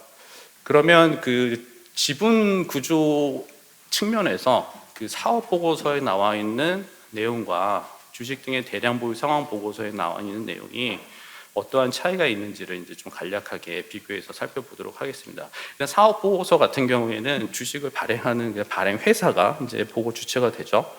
반면 주식 등의 대량 보유 상황 보고서는 투자자, 그러니까 그래서 이제 개별 보고일 경우는 이제 단독 그 투자자가 될 것이고, 연명 보고일 경우에는 투자자와 특별 관계자가 합쳐진 그 투자자들이 이제 제출의 이제 주체가 되겠습니다. 그리고 사업 보고서는 사업연도 말 이후에 90일 이내에 이제 작성이 되는 사업 보고서에서 이제 그 공시가 되는데, 주식 등의 대량 보고 상황 보고서는 5% 이상의 이제 신규 취득이 있거나 지분율 1% 이상의 변동이 있거나 보유 목적 등의 이제 변경이 있는 경우에 이제 수시로 공시하게 되어 있습니다. 그래서 적시성 측면에서 더 이제 우수한 측면이 있다고 볼 수 있겠습니다. 그래서 핵심 정보는 지분율 5% 이상의 투자자의 보유 목적, 보유 목적을 파악하는 게 가장 중요하고요. 그리고 지분율 변경이나 보유 목적의 변경 사유, 그리고 특별 관계자가 있는 경우에는 이제 특별 관계자별 이제 보유 내역, 그리고 주요 계약 내용들이 이제 공시가 되게 됩니다. 근데 이제 반면 이제 사업 보고서에서는 이제 결산 시점에서, 회계연도 말 시점에서 최대 주주, 그리고 5% 이상 주주, 소액 주주에 대한 이제 정보가 이제 간략하게 이제 제공이 되는 거죠. 그래서 시장에서 이미는 주식등의 대량 보유 상황 보고서는 투자자의 의도와 그 지배구조 이벤트에 대한 이제 적시적인 정보, 그죠? 보다 빠른 정보를 제공해 줄 수 있다는 거에 의미가 있고요. 사업 보고서는 주요 주주에 대한 정보를 이제 사후적으로 확인할 수 있다라는 특징이 있겠습니다. 그래서 연구적 측면에서는 주식 등의 대량 보유 상황 보고서는 투자자의 의도나 행동 강도, 그리고 지배구조 관련 이벤트를 조기 파악할 수 있게 해주는 정보가 포함이 되어 있습니다. 하지만 이제 주식 등의 대량 보유 상황 보고서에 어떤 그 지금 보완되어야 될 점 중에 하나인데, 이게 이 공식 원문을 이제 텍스트로 수집을 하게 되어 있습니다. 그래서 일부 항목에 대해서만 그 XML 데이터가 제공이 되고 있다는 한계가 있습니다. 그래서 정보 접근성에서 조금 아직은 좀 더 개선이 돼야 될 필요가 있는 것이죠. 제가 차후에 말씀을 드리겠지만, 하지만 이제 사업 보고서 그 정보 같은 경우에는 FN 가이드나 TS 2000 등을 통해서 구조화된 데이터로 제공이 돼 있어서 정보 접근성 면에서는 보다 우수한 형태로 지금 제공이 되고 있습니다. 어쨌든 투자자의 그 경영 참여 의도 등을 그래서 보다 더 구체적으로 파악하기 위해서는 저희가 그 사업 보고서 정보로는 아직 부족을 하고, 주식 등의 대량 보유 상황 보고서의 정보가 필수적으로 요구가 된다라는 말씀을 드리고 싶습니다. 대량 보유 보고 제도의 이제 주요 영역이 나와 있는데요. 92년도에 주식의 대량 소유 보고로 시작이 되어서 2005년도에는 이제 보유 목적을 공시하게끔 하는 이제 보고 의무가 도입이 됩니다. 그래서 경영권 영향 목적의 유무에 따라서 그 보고 내용이 이제 차등화되게 되고요. 그 이후에 2009년도에 이제 자본시장법 체계로 이관이 되면서 그 결제일에서 계약 체결일로 조정해서 적식성을 제고하는 움직임이 보입니다. 그리고 이제 2019년도에는 그 스튜어디십 코드가 도입되고 이제 기관 투자자들이 적극적인 주주 활동을 하면서 그 활동에 맞춰서 일반 투자, 단순 투자를 구분하는 시행령은 이제 2019년도에 이제 개정 입법을 하게 되고 2000년도부터 이제 시행되는 이제 변화를 겪습니다. 그 이후에는 이제 그 공시 내용의 이제 구체성을 제고하고, 또 한편 이제 그 제재를 강화하고, 그리고 법령 해석을 명확화하면서 제도의 그 품질을 더 높여가는 방향으로 진행이 되고 있습니다. 그래서 지금 제도의 변화 방향은 해당 슬라이드를 참고해 주시면 될 것 같습니다. 그래서 2025년도 같은 경우에는 이제 과징금 부과 한도를 시가총액의 10만 분의 1에서 10,000분의 1로 10배 상향하고, 그리고 이제 최근에 올해에는 그 기관 투자자의 적극적인 그 활동을 그 경영권 영향의 목적이 아닌 그냥 일반 주주로서의 주주 활동을 적극적으로 하는 측면이 분명함을 명시해주는 행정주의 활동의 해석을 정비하는 절차를 겪었습니다. 그래서 그 흐름은 그 대량 보유의 그 적극적인 주주 활동에 대해서 더욱 명확하고 구체적으로 공시하도록 요구하는 방향으로 전체적인 흐름이 진행이 되고 있습니다. 자, 다음 섹션에서는 그 보고서의 구성과 내용에 대해서 이제 조금 자세하게 살펴볼 텐데요. 그 전에 저희가 기관 투자자, 그러니까 뭐 이 보고서를 제출하는 건 개인일 수도 있고 기관 투자자일 수 있는데 기관 투자자의 집중해서 보는 이유를 한번 말씀을 드리겠습니다. 뭐 과거 이제 학술 논문에서 발표된 선행 연구들을 살펴보면 기관 투자자가 개인 투자자보다 더 효과적인 감시자의 기능을 한다. 모니터링 롤을 수행하고 있다는 많은 선행 연구들이 있습니다. 그리고 저희가 연구를 하면서 데이터를 주식 등의 대량 보유 상황 보고서 데이터를 15년부터 24년도까지 이제 다 컬렉트를 해가지고 그 데이터를 기반으로 이제 분석한 내용을인데요. 그 이제 원 데이터에 나와 있는 개인 제출인하고 기관 제출인하고 비율을 이제 비교를 해서 이 원형 다이어그램을 보시면 개인이 48.79%가 되고 기관이 51.1%가 됩니다. 근데 이제 그냥 드러나는 건 이래요. 근데 이 내용을 개인과 기관으로 구분을 해가지고 이제 분해를 해봅니다.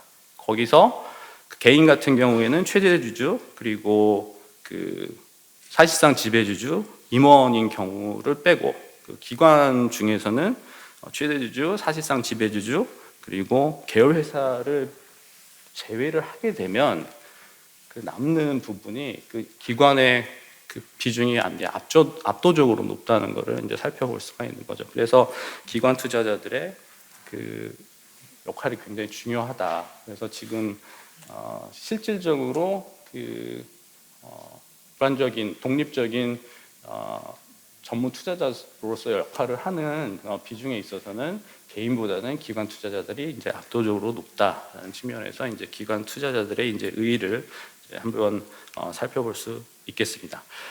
법률적 구조 내용은 넘어가도록 하겠습니다. 다음으로는 그 대량 보유 상황 보고서의 전체적인 구조를 간략히 살펴보도록 하겠습니다. 이제 일단 표지가 있고요.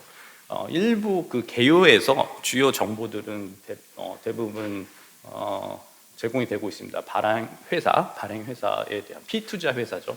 그래서 발행 회사에 관한 사항, 그리고 이제 대량 보유자에 관한 보고자, 특별 관계자 등등 이제 대량 보유자에 대한 사항이 나오고요. 이제 2부에서는 대량 보유에 대한 이제 상세 내역이 나오게 됩니다. 그래서 보고자 및 특별 관계자별 보유 내역이 기술이 되고 이제 관련 주식 등에 대한 계약 내용이 이제 기술이 됩니다. 그리고 3부에서는 직전 보고일 이후 대량 변동 내역을 제공하도록 되어 있습니다. 그러면 보고서에서 다루는 주요 핵심 사항에 대해서 한번 자세히 살펴보도록 하겠습니다. 그러면 그 주식 등의 대량 보유 상황 보고서를 보고해야 되는 보고 의무자는 과연 누구인가? 여기서 이제 살펴보시면 주권 상장 법인 등의 주식을 대량 보유, 그러니까 기준 5% 이상 보유를 한 사람들이 보고 의무를 갖게 됩니다. 그리고 대량 보유 5%의 판정 기준은 개별 보고일 경우에는 개별 보고자의 이제 지분율이 될 것이고요. 연명 보고를 하는 경우에는 보고자와 특별 관계자의 지분율을 합산한 게 5%가 넘게 되면 보고 의무를 갖게 됩니다. 이게 이제 한국 그 대량 보유 보고 제도의 이제 특징이라고 할 수 있습니다. 보고자와 특별 관계자가 합쳐진다는 거죠. 특별 관계자인 경우에는 자동적으로 합쳐져서 합산된 게 5%를 넘게 되면 보고 의무를 가지게 됩니다. 특별 관계자는 이제 기관 투자의 경우에 이제 보고자와 기관 투자의 경우에 특별 관계자는 이제 특수 관계인 임원, 계열회사 임원 등등 그리고 공동 보유자 계약에 근거한 이제 공동 보유를 나타내주는 명시적인 공동 보유 내용이 있으면 공동 보유자로서 이제 특별 관계자에 포함이 되는 것이죠. 이 부분이 이제 특징 중에 하나라고 볼 수 있겠습니다. 그리고 그 한국의 그 주식 등의 대량 보유 상황 보고서의 또 하나의 특징은 보고자와 발행회사의 관계, 그리고 특별 관계자와 발행회사의 관계가 각각에 대해서 어떤 관계인지를 명시하게 되어 있습니다. 포함하게 되어 있습니다. 그래서 최재주주, 주요주주, 사실상 지배주주, 임원, 계열회사 뭐 등등을 다음과 같이 이제 표시하게 되어 있는 거죠. 보고자와 발행회사의 관계만 나오는 게 아니고 특별 관계자와 발행회사와의 관계도 드러난다는 점에서 그 피투자 회사에 대한 어떤 포괄적인 지배구조 지형을 파악하는데 매우 유용한 정보를 저희가 얻을 수 있습니다. 자, 다음은 이제 보고 구분이 되겠습니다. 그 보고 이유에 대해 해당하는 부분인데요. 신규인지 변동인지 이제 변경인지를 명시를 하게 되어 있습니다. 그래서 본인과 특별 관계자 합산이 이제 최초로 5% 이상이 된 경우에는 이제 신규 보고가 될 것이고요. 그리고 직전 보고 대비 기존에 이제 지분율이 1% 이상 늘어나거나 줄어드는 경우에 이제 변동 보고를 하게 됩니다. 그리고 보유 목적, 보유 형태, 그리고 관련된 주요 계약 내용들이 이제 변경된 경우에는 이제 변경 보고를 하게 됩니다. 그래서 신규 변동 변경에 따라서 보고 기한에 이제 차등을 두고 있습니다.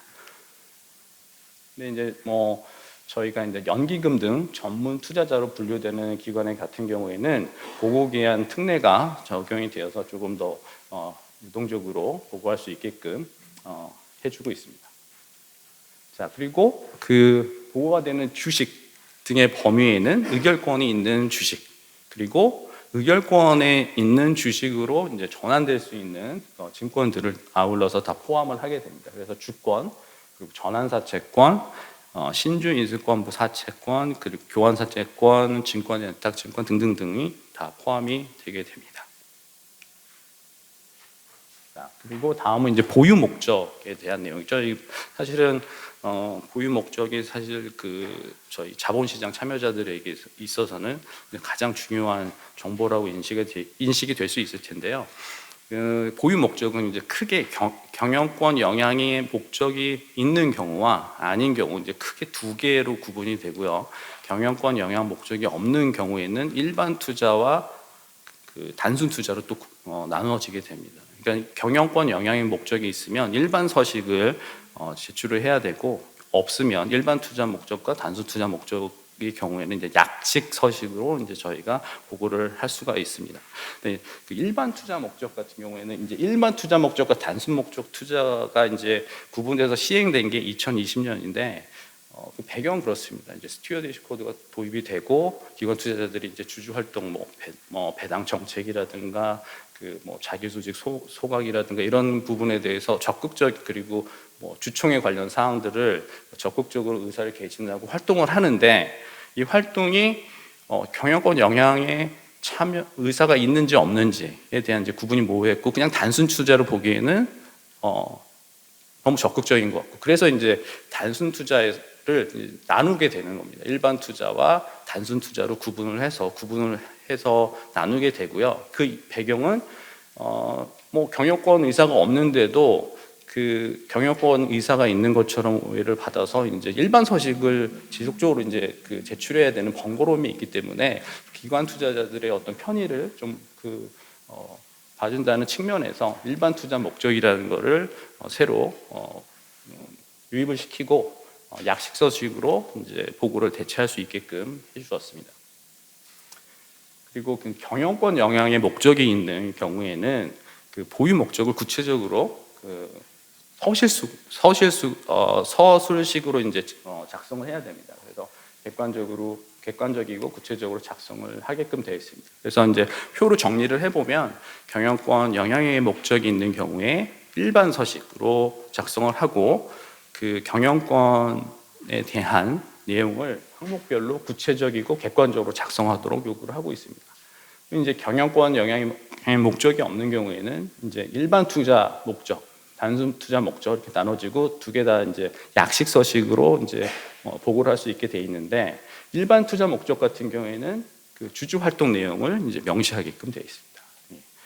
그런 특징들이 있어서 경영권 영향이 목적에 있는 것과 없는 것이 이제 확연히 구분이 되고, 경영권 영향이 목적에 없어도 경영 참여 정도가 일반 투자 목적인 경우에는 이제 구체적으로 드러나게 된다. 그런 정보를 저희가 획득할 수 있다라는 내용이 되겠습니다.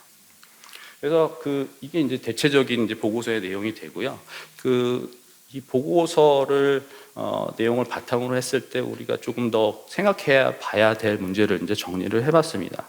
한국에서 대량 보유 상황 보고서에 이제 5% 지분율을 이제 확정하는 이제 단위가 보고자 개인이 아니고 이제 연명 보고일 경우에 보고자와 특별 관계자 지분의 이제 합산 단위가 되는 것이죠.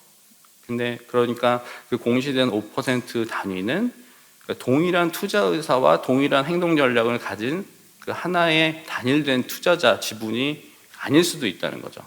이게 기술적으로 그냥 합산이 된 거기 때문에, 그래서 그거를 저희가 유념을 해야 된다는 거죠. 보고서에는 보유 목적을 명시하게 되어 있는데 그 보유 목적은 기본적으로 보고서에 하나로 나옵니다. 합쳐진 경우에도. 그러니까 보고 구성원이 되는 특별 관계자의 그 보유 목적이 구분돼서 제공이 되지 않는다는 거죠. 대표 보고자의 사실은 보유 목적이 단일의 목적으로 표시가 되기 때문에 합쳐진 특별 관계자의 보유 목적을 저희가 구체적으로 파악하는 데는 한계가 있다라는 것을 저희가 유념해야 될 것 같습니다. 그래서 또한 이제 경영권 목적이 있는 경우에는 그 관련된 목적을 객관적이고 구체적으로 기재하도록 돼 있는데, 사실 이것도 합산단위 전체 목적만 아주 굉장히 간략하게 제공하고 있는 게 현실입니다. 그리고 특별관계자표에서 각각 특별관계자와 대표 보고자, 특별관계자와 발행회사의 관계에 대해서는 기록이 기재하도록 돼 있어서 포괄적으로 그 관계 구조를 파악하는 데는 용이하지만, 아까 말씀드렸다시피 특별 관계자별로 보유 목적을 별도 명시하고 있지는 하는 것을 요구하고 있지는 않아서 그 합쳐진 5% 블록이 단일된 보유 목적을 가지고 있는지 없는지는 파악하기 어렵다는 한계가 있습니다. 그래서 그 예시를 보시면 그 실제 보고서에서 보유 목적에 경영권 영향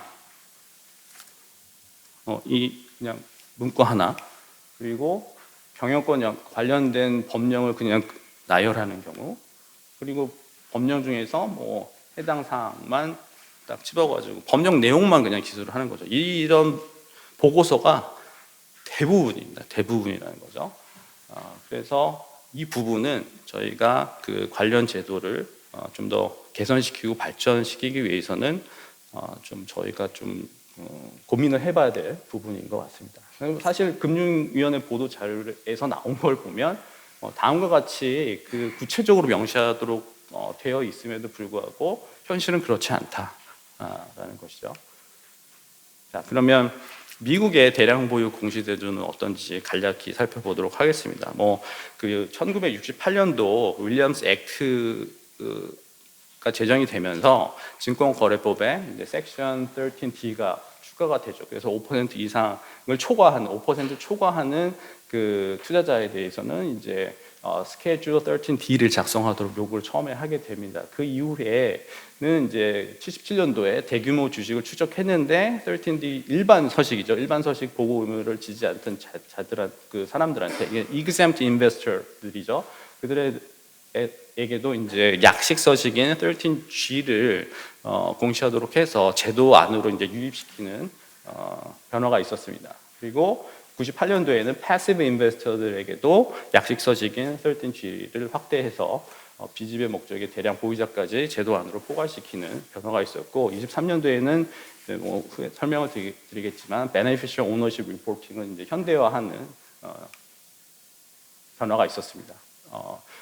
미국 제도는 도입 목적이나 배경 같은 경우는 저희와 매우 이제 유사해서 이 부분은 넘어가도록 하겠습니다. 그래서 그 미국의 대량 보유 보고서인 그 스케줄 13D 일반 서식입니다.의 구성 내용들을 보시면 다음과 같습니다. 아이템 1에서는 어떤 증권과 어떤 발행인이 이제 보고를 하는지, 그리고 아이템 2에서는 누가 보고를 하는지, 아이템 3에서는 지분 취득 자금의 원천과 규모가 나오고요. 이제 아이템 4가 스케줄 D의 이제 가장 핵심 내용인데, 이제 취득 목적과 보고인의 계획 제한을 이제 설명하는 부분이 되겠습니다. 그리고 아이템 5는 보고인별 보유 수량과 권한 구조를 설명하고요. 아이템 6에서는 증권과 관련된 계약, 약정, 이해관계를 이제 다 공시하게 되어 있습니다. 그리고 이제 약식 서식이죠. 스케줄 D 뭐 아이템은 더 많지만 사실 내용은 더 간략하게 되어 있습니다. 그래서 이 중에서 중심이 되는 거는 아이템 4 오너십에 대한 내용이고요.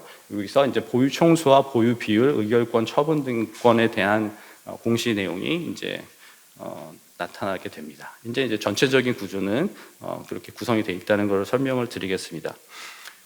이제 한국하고 이제 차이를 보면, 미국의 이제 일반 서식 아이템 그 13D 아이템 4 그 purpose of transaction 내용을 보시면, 여기서 이제 추가적인 그 취득, 처분, 합병, 청산 같은 기업 거래, 그리고 이사의 경영진 변경, 자금 구조나 정책에 중대한 변경, 이런 부분들을 다 구체적으로 서술하게끔 되어 있습니다. 보시다시피 내용이 굉장히 구체적으로 기술되어 있죠.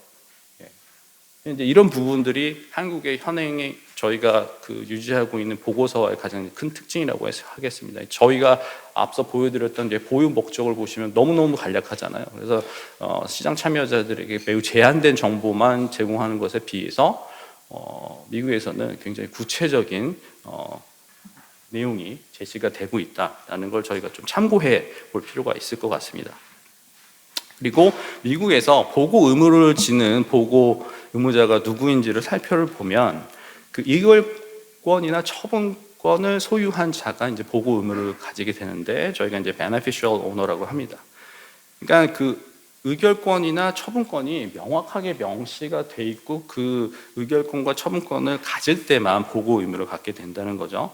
그리고 이 의결권과 처분권에 대한 귀속 경로, 이게 직접적인 건지, 의결권과 처분권이 직접적인 건지 간접적인 건지, 그리고 이게 단독인지 공동인지, 그리고 그 의결권과 처분권의 근거가 어떤 것인지를 보고서 안에 다 명시해서 자세하게 쓰게 돼 있습니다. 그죠? 그래서 미국은 그 단순한 그 명의상 주주가 아니고 실제 의결권 그리고 처분권을 가진 자가 보고 의무를 갖게 되는 거죠.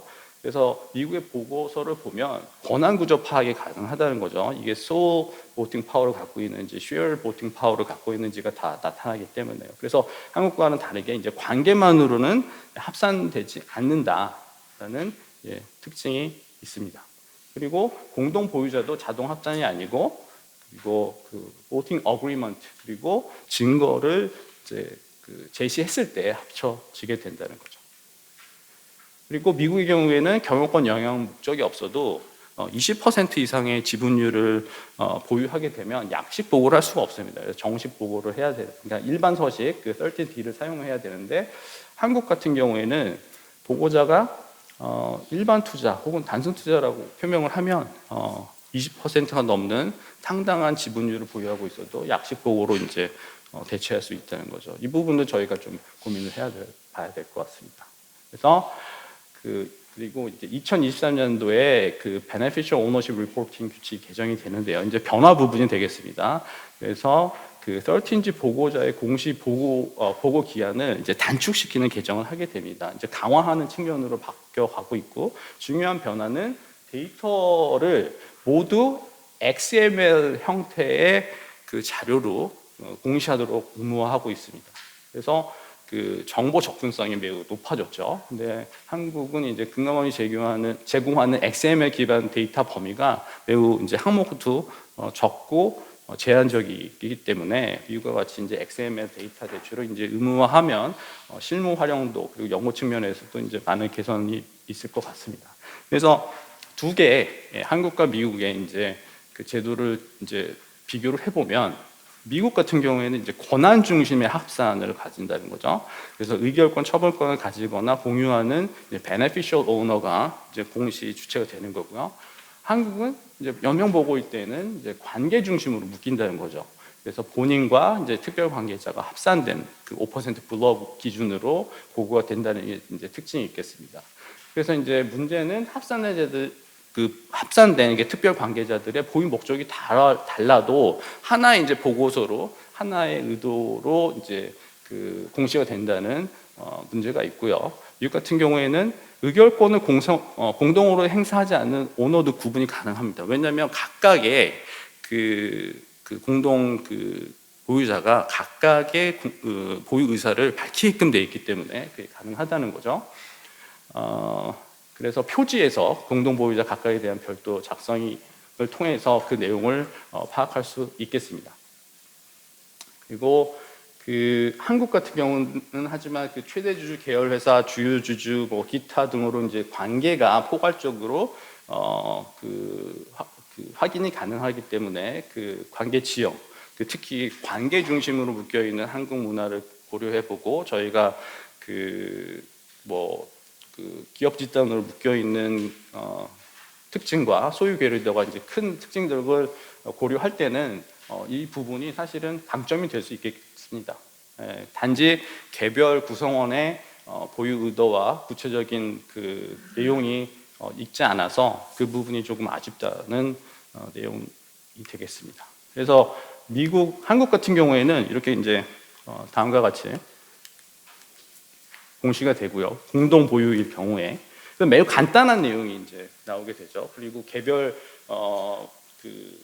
특별 관계자들의 이제 보유 의도를 파악하기 어려운데 미국같이 공동 보유하게 되는 경우에는 표지에 그 개별 보유자에 관련된 사항들이 나오게 됩니다. 그리고 그 공동 보유에 대한 내용도 굉장히 구체적으로 제시가 되는 것이죠. 자, 여기까지 살펴봤고요. 다음으로는 이제 저희가 이제 모은 데이터를 가지고 사실 이런 식으로 저희가 데이터를 이제 모아서 연구를 위해서 이제 연구를 진행하고 있습니다. 근데 뭐 지금 이렇게 그 데이터 형태가 있지 않기 때문에 저희가 이제 수기를 작업을 했고요. 그 내용들을 이제 중심으로 살펴보시면 이제 전체 기관 투자자하고 저희가 이제 보다 독립적인 기관 투자자들로 이제 구별되는 이제 기관 투자자의 그 숫자의 변화를 보여주고 있고요. 그리고 이제 공시 빈도에 대한 내용입니다. 사실은 전체적인 그 기관 투자자하고 독립 기관 투자자하고의 이제 공시 빈도는 비슷한 트렌드로 나타내고 있습니다. 근데 특징이 하나가 있는데 지금 전체 그 기관 투자자의 보고 수는 늘어나고 있는데 전체 기관 투자자 중에서 독립적인 기관 투자자의 그 비중은 낮아지고 있다라는 것이고, 그리고 독립 기관 투자자 중에서 외국 기관 투자자가 차지하고 있는 비율도 이제 낮아지고 있는 추세를 보여주고 있습니다. 자, 이 그래프를 보시면 왼쪽은 독립적인 보다 독립적이라고 생각이 되는 기관 투자자, 오른쪽은 독립성이 낮다고 판단되는 기관 투자자의 그 평균 보유 비율을 비교한 겁니다. 확연히 차이가 나죠. 그래서 독립적인 기관 투자자 평균 보유율은 이제 8% 전후를 유지하고 있습니다. 그래서 감시자 역할을 하지만 지배권 자체를 장악하는 수준은 아니라는 것을 볼 수 있죠. 근데 그 독립성이 낮다고 판단되는 그 기관 투자자들은 매우 지분율이 높죠. 그래서 이 경우에는 특별 관계 집단으로 묶여 있는 경우가 대부분이고, 그 지배력 유지와 안정적인 우호 지분을 확보하는 내부 보유로 이제 목적으로 이용하고 있는 것이 아닌가라는 판단을 할 수가 있겠습니다. 데이터 기반으로. 네, 요거는 이제 시간상 지나가도록 하고요. 저희가 이제 결국에는 이제 또 관련 자료로 이제 논문화 하고 있기 때문에 해당 그 테이블은 제가 이제 논문에 나중에 나올 거라서 이제 넣지는 않았지만 어떤 유의미한 어떤 연구 결과를 이제 찾아내고자 하는 차원에서 한번 저희가 회귀 분석을 해봤고, 이제 블록 D는 독립적인 그 대규모 기관 투자자가 존재하는 기업과 아닌 기업을 나눠서 그 기업의 애널리스트 이익 예측 오차가 어떻게 차이가 나타난지를 살펴봤습니다. 근데 독립적인 대규모 기관 투자자가 존재하는 경우에는 이익 오차가 낮게 나타나는 특징이 있었고요. 그리고 독립적인 기관 투자자를 또 경영권 영향이 목적이 있는 경우와 아닌 경우를 나눠서 봤을 때 경영권 영향 목적이 있는 경우에는 더 그 이익 예측 오차가 낮게 나타난다는 이제 실증적인 결과가 있었습니다. 그리고 긍정적인 낙관적인 이익 예측을 봤을 때 독립적인 대규모 기관 투자자가 있느냐 없느냐는 큰 이제 유의한 결과가 없었는데 그 독립적인 그 기관 투자자를 중심으로 경영권 영향 목적이 있는 경우와 아닌 경우를 나눴을 때는 경영권 영향이 있는 경우에 낙관적 이익 예측 오차가 이제 더 유의하게 나타났다라는 이제 저희 실증 결과가 있어서 이제 간략하게 소개를 해드렸습니다. 그래서 정리를 하면 그 주식 등의 대량 보유 상황 보고서는 그 회사의 그 지배 구조 관련 주요 정보를 조기에 파악할 수 있는 핵심 공식이고요. 그리고 그 사업 보고서가 사후적으로 그 지배 구조 관련된 그 지분을 파악하는 것과는 다르게 그 본 보고서는 그 대표 보고자 그리고 특별 관계자의 구성을 일목요연하게 보여주고 그리고 그 투자자와 발행 회사의 관계를 포괄적으로 이해할 수 있는 유용한 정보를 제공해 주고 있다는 특징이 있습니다. 근데 저희가 이제 5% 지분율을 합산하는 그 룰이 그 단순 합산으로 구성이 돼 있어서 구성원별 목적과 공동 행동 범위를 별도 분류해서 구체적으로 파악하는 데는 매우 어려움이 있기 때문에 이 부분은 저희가 앞으로 좀 개선을 시키기 위해서 좀 더 노력을 해야 될 부분인 것 같고 현재 구조화된 데이터 제공이 제한적이라 이 부분도 확대해서 적용을 하면 좋을 것 같습니다. 미국 같은 경우에는 단독 공동 의결권 처분권에 대한 정보를 직접 공시를 해주죠. 그래서 합산 지분율 중에서 실질적 공동 범위가 명확하게 드러난다는 특징이 있습니다. 이것을 참고해서 저희 제조도 좀 그 방향으로 나간다면 더 좋은 방향으로 발전할 수 있을 것 같습니다. 그래서 한국의 주식의 대량 보유 상황 보고서는 권한 귀속과 행동 범위가 구체적으로 식별될 수 있도록 이제 공시 구조, 공시 내용이 개선되고 그 XML 등을 통한 이제 그 데이터로 제공을 하게 함으로써 정보 접근성이 높아진 구조화된 데이터 형태로 발전을 하면 그 시장에서 시장 정보 이용자들에게 더 유용한 정보를 제공할 수 있을 것이라고 생각이 됩니다. 이상으로 발표를 마치겠습니다. 감사합니다. 강 교수님 강연 감사드립니다. 그 사전 접수된 질문이 하나 있습니다. 그 한국의 대량 보유 상황 보고서가 갖는 장점은 무엇이고 그 장점과 더불어서 정보 유용성을 제고하기 위해서 고민해야 될 부분은 무엇이라고 생각하십니까?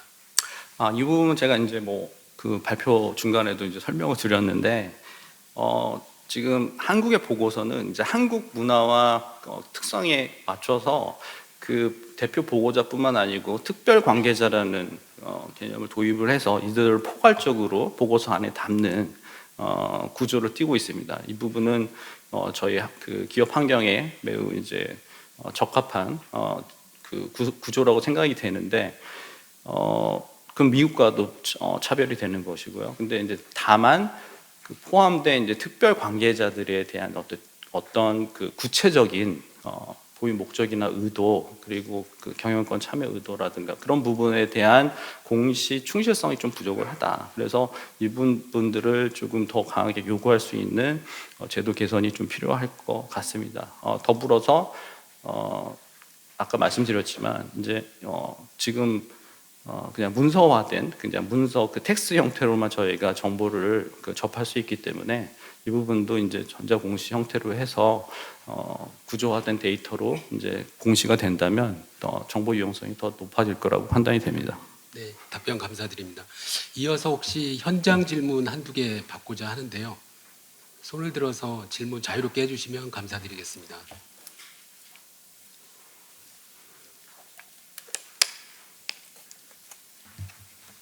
없으실까요? 예, 그럼 이것으로 마치겠습니다. 감사드립니다.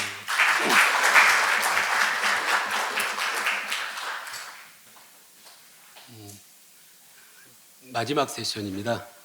김한석 한국 딜로이트 그룹 지배기구 발전센터 센터장께서 2016 거버넌스 리뷰 국내외 현황과 지배구조 우수기업의 재무 연관성을 주제로 강연해 주시겠습니다.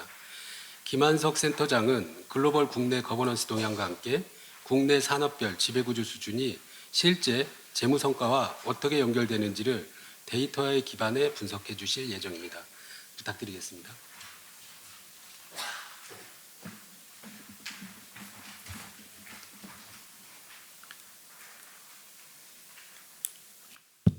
예, 반갑습니다. 마지막 세션을 맡게 된 한국 딜로이트 그룹 기업 지배기구 발전센터 리더를 맡고 있는 김한석입니다. 마지막 세션이라 아마 힘드실 것 같아서 제가 이 세미나를 준비하면서 시간을 좀 많이 줄이려고 해서 20분을 배정을 했습니다. 20분을 배정했지만 또 막상 준비하다 보니까 조금 페이지 수가 적진 않아서 열심히 한번 또 설명을 드려보도록 하겠습니다. 참고로 제가 설명드리는 내용은 서베이 결과라든지 딜로이트 글로벌의 발간물을 번역해서 정리해드린 내용입니다. 물론 중간에 데이터 분석한 내용들도 있지만 이론적인 부분은 거의 없습니다. 그래서 편안하게 들어주시면 좋을 것 같습니다. 요 소개 자료는 장표로 넘기고요. 첫 번째는 이제 국내 현황에 대한 설명을 드리고, 두 번째는 이제 지배구조 우수 기업과 산업별 재무 성과의 연관성을 작년에도 한번 설명드린 바 있습니다만 오늘은 산업별로 구분을 해서 설명을 드리고자 합니다. 마지막으로는 글로벌 발간물에 대한 번역 내용 중에 주요 내용을 설명드리도록 하겠습니다. 먼저 국내 현황이 되겠습니다. 이 장표는 아마 작년에도 보셨고 사실 올해 5월 달에 스낵시 26년의 업데이트를 반영해 드릴 수 있었는데 4월 말에 하다 보니까 26년 자료는 아직 발표가 되지 못해서 업데이트를 못 해드렸는데 다음 기회에 업데이트를 해드리도록 하고, 여기서 보고자 하신 내용은 오른쪽 위에 인정아 법학전문대학원 교수님도 설명하셨지만 상법 1, 2차 개정, 그다음에 연도 말에 스튜어드십 코드 내실화 방안이 발표가 됐었고요. 올해 초에 이제 3차 개정, 상법 개정이 됐죠.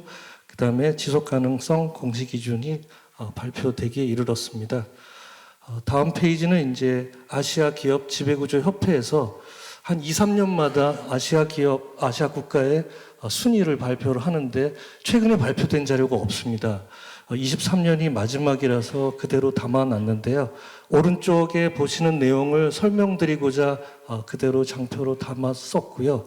오른쪽에 이제 약간 색깔 칠해진 부분이 국내의 개선 노력과 매핑을 해봤습니다.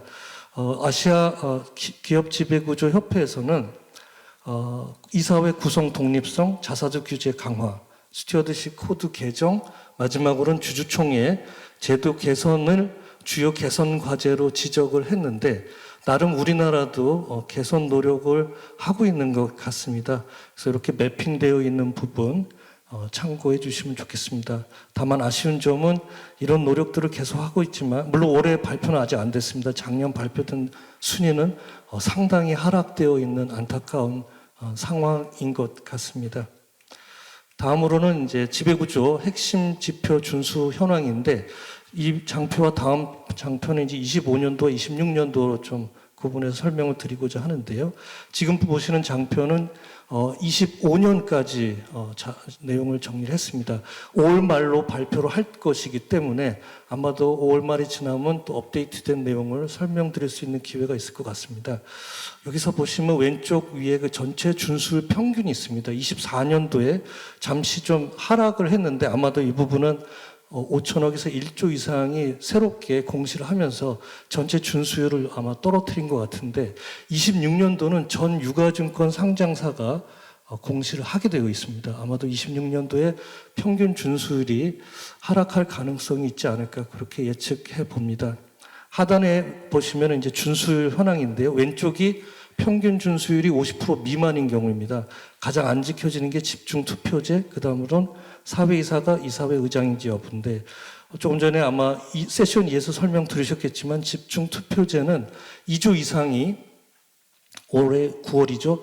9월부터 이제 2조 이상은 의무화가 되기 때문에 이 준수율은 좀 올라가지 않을까 그런 예상을 해볼 수 있을 것 같고요. 오른쪽에 보시면 오른쪽 가장 하단이 가장 잘 지키고 있는 준수율을 보이고 있는데 경영 관련 중요 정보에 접근 가능한지, 그다음에 회계 재무 전문가가 존재하는지, 전자투표 실시하는지 이런 순서로 잘 준수되고 있는 것으로 파악이 되고 있습니다. 지금 보시는 장표는 이제 26년도 중점 점검 사항 사전 예고 내용이 되겠습니다.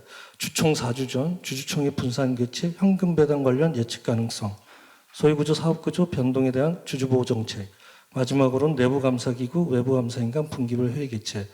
아마 돌아가셔서 이제 5월달 한 달 동안 아마 실무자들께서 기업 지배구조 보고서 작업을 하고 계실 것으로 생각이 되는데 이런 내용들 특히 중점 점검 사항이 잘 작성이 되고 있는지 확인해 보시는 것도 도움이 되시지 않을까 그렇게 생각이 됩니다. 참고로 세 번째 현금 배당 관련 예측 가능성, 마지막으로 내부감사기구 외부감사인관 분기별 회의 개최는 작년에도 중점 점검 사항이기도 했습니다.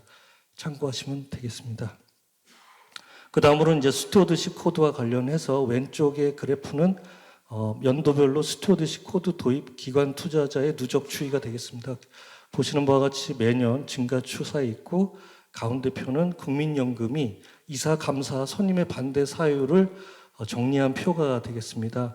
우선순위로는 감시 의무 소홀이 가장 높은 비중으로 차지했고 그 다음에는 이사회 참석률 저조, 그 다음에 독립성 훼손 우려의 순으로 나타나고 있는 부분 참고하시면 되겠습니다. 오른쪽은 최근 이제 작년 말이죠. 스튜어드십 코드 내실화 방안에 대한 발표 내용을 정리를 해봤는데요.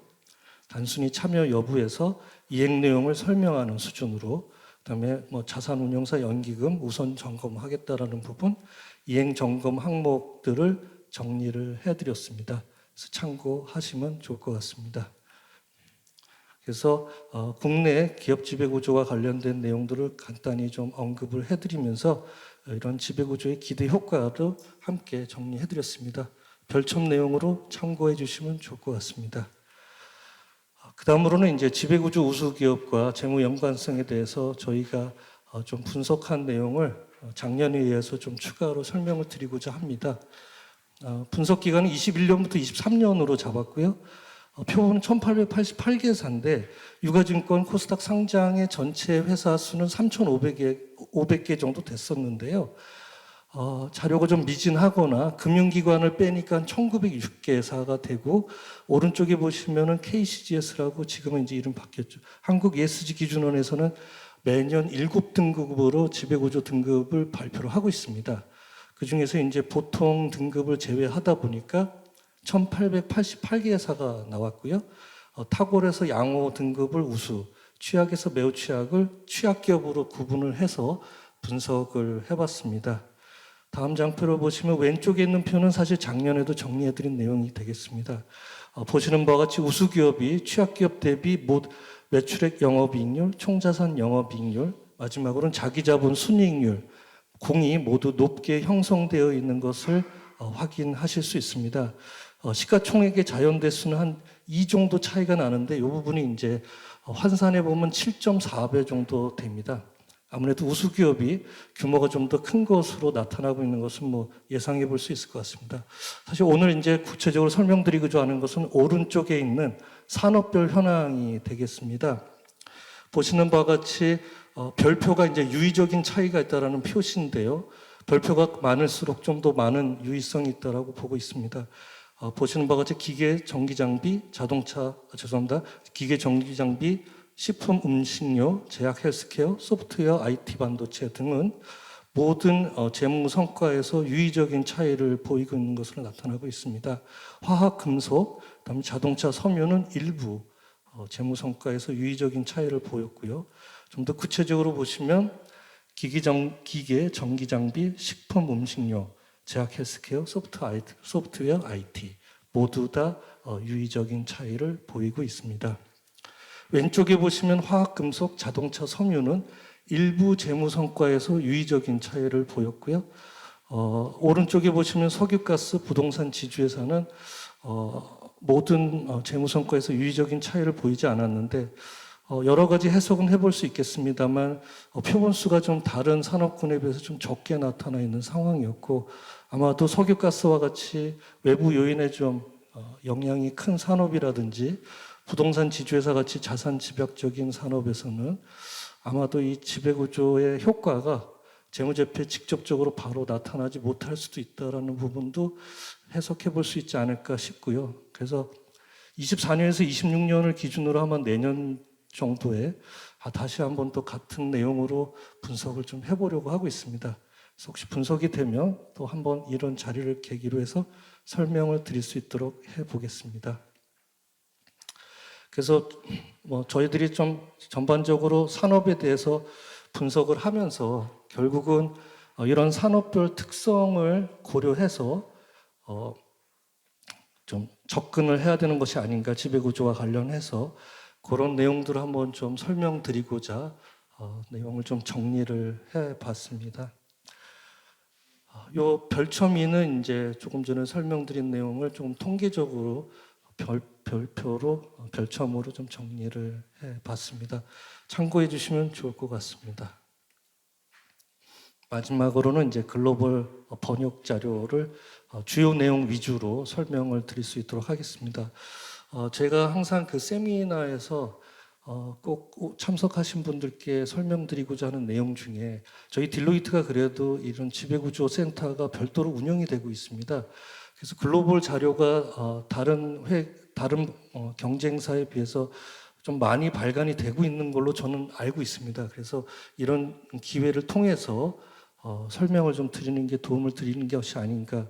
그래서 매년 이렇게 좀 정리를 해보고 있고 지금 이 자료는 작년 말에서 올 초에까지 글로벌에서 발간한 내용들을 정리해 드리고 있습니다. 먼저 글로벌 감사위원장 50인의 인사이트와 관련된 내용이 되겠습니다. 왼쪽에서는 이제 무엇을 감독할 것인가에 대해서는 신흥 리스크 예측 및 대응이다라고 하면서 데이터, 프라이버시, 그다음에 AI 리스크, 지정학 공급망 이런 리스크에 대한 언급을 하고 있습니다. 가운데 내용은 어떻게 이끌 것인가에 대한 내용인데요. 예전에는 이제 단순히 재무, 회계 전문가의 역량에서 앞으로는 전략적 리더로의 진화가 필요하다라고 설명하고 있습니다. 지적 민첩성이라든지 전략과 재무의 연계, 역량이 필요하다 등의 내용으로 설명을 하고 있습니다. 오른쪽은 이제 어떻게 준비할 것인가인데 지속적인 학습, 민첩성 제고 등을 언급하고 있는데 결국 이제 분기별 회의에서 수시 회의 체계로 전환할 필요가 있다. 그 다음에 AI 등을 활용해서 보고 자료를 간소화할 필요가 있다 등의 내용으로 언급을 하고 있습니다. 참고해 주시면 좋을 것 같습니다.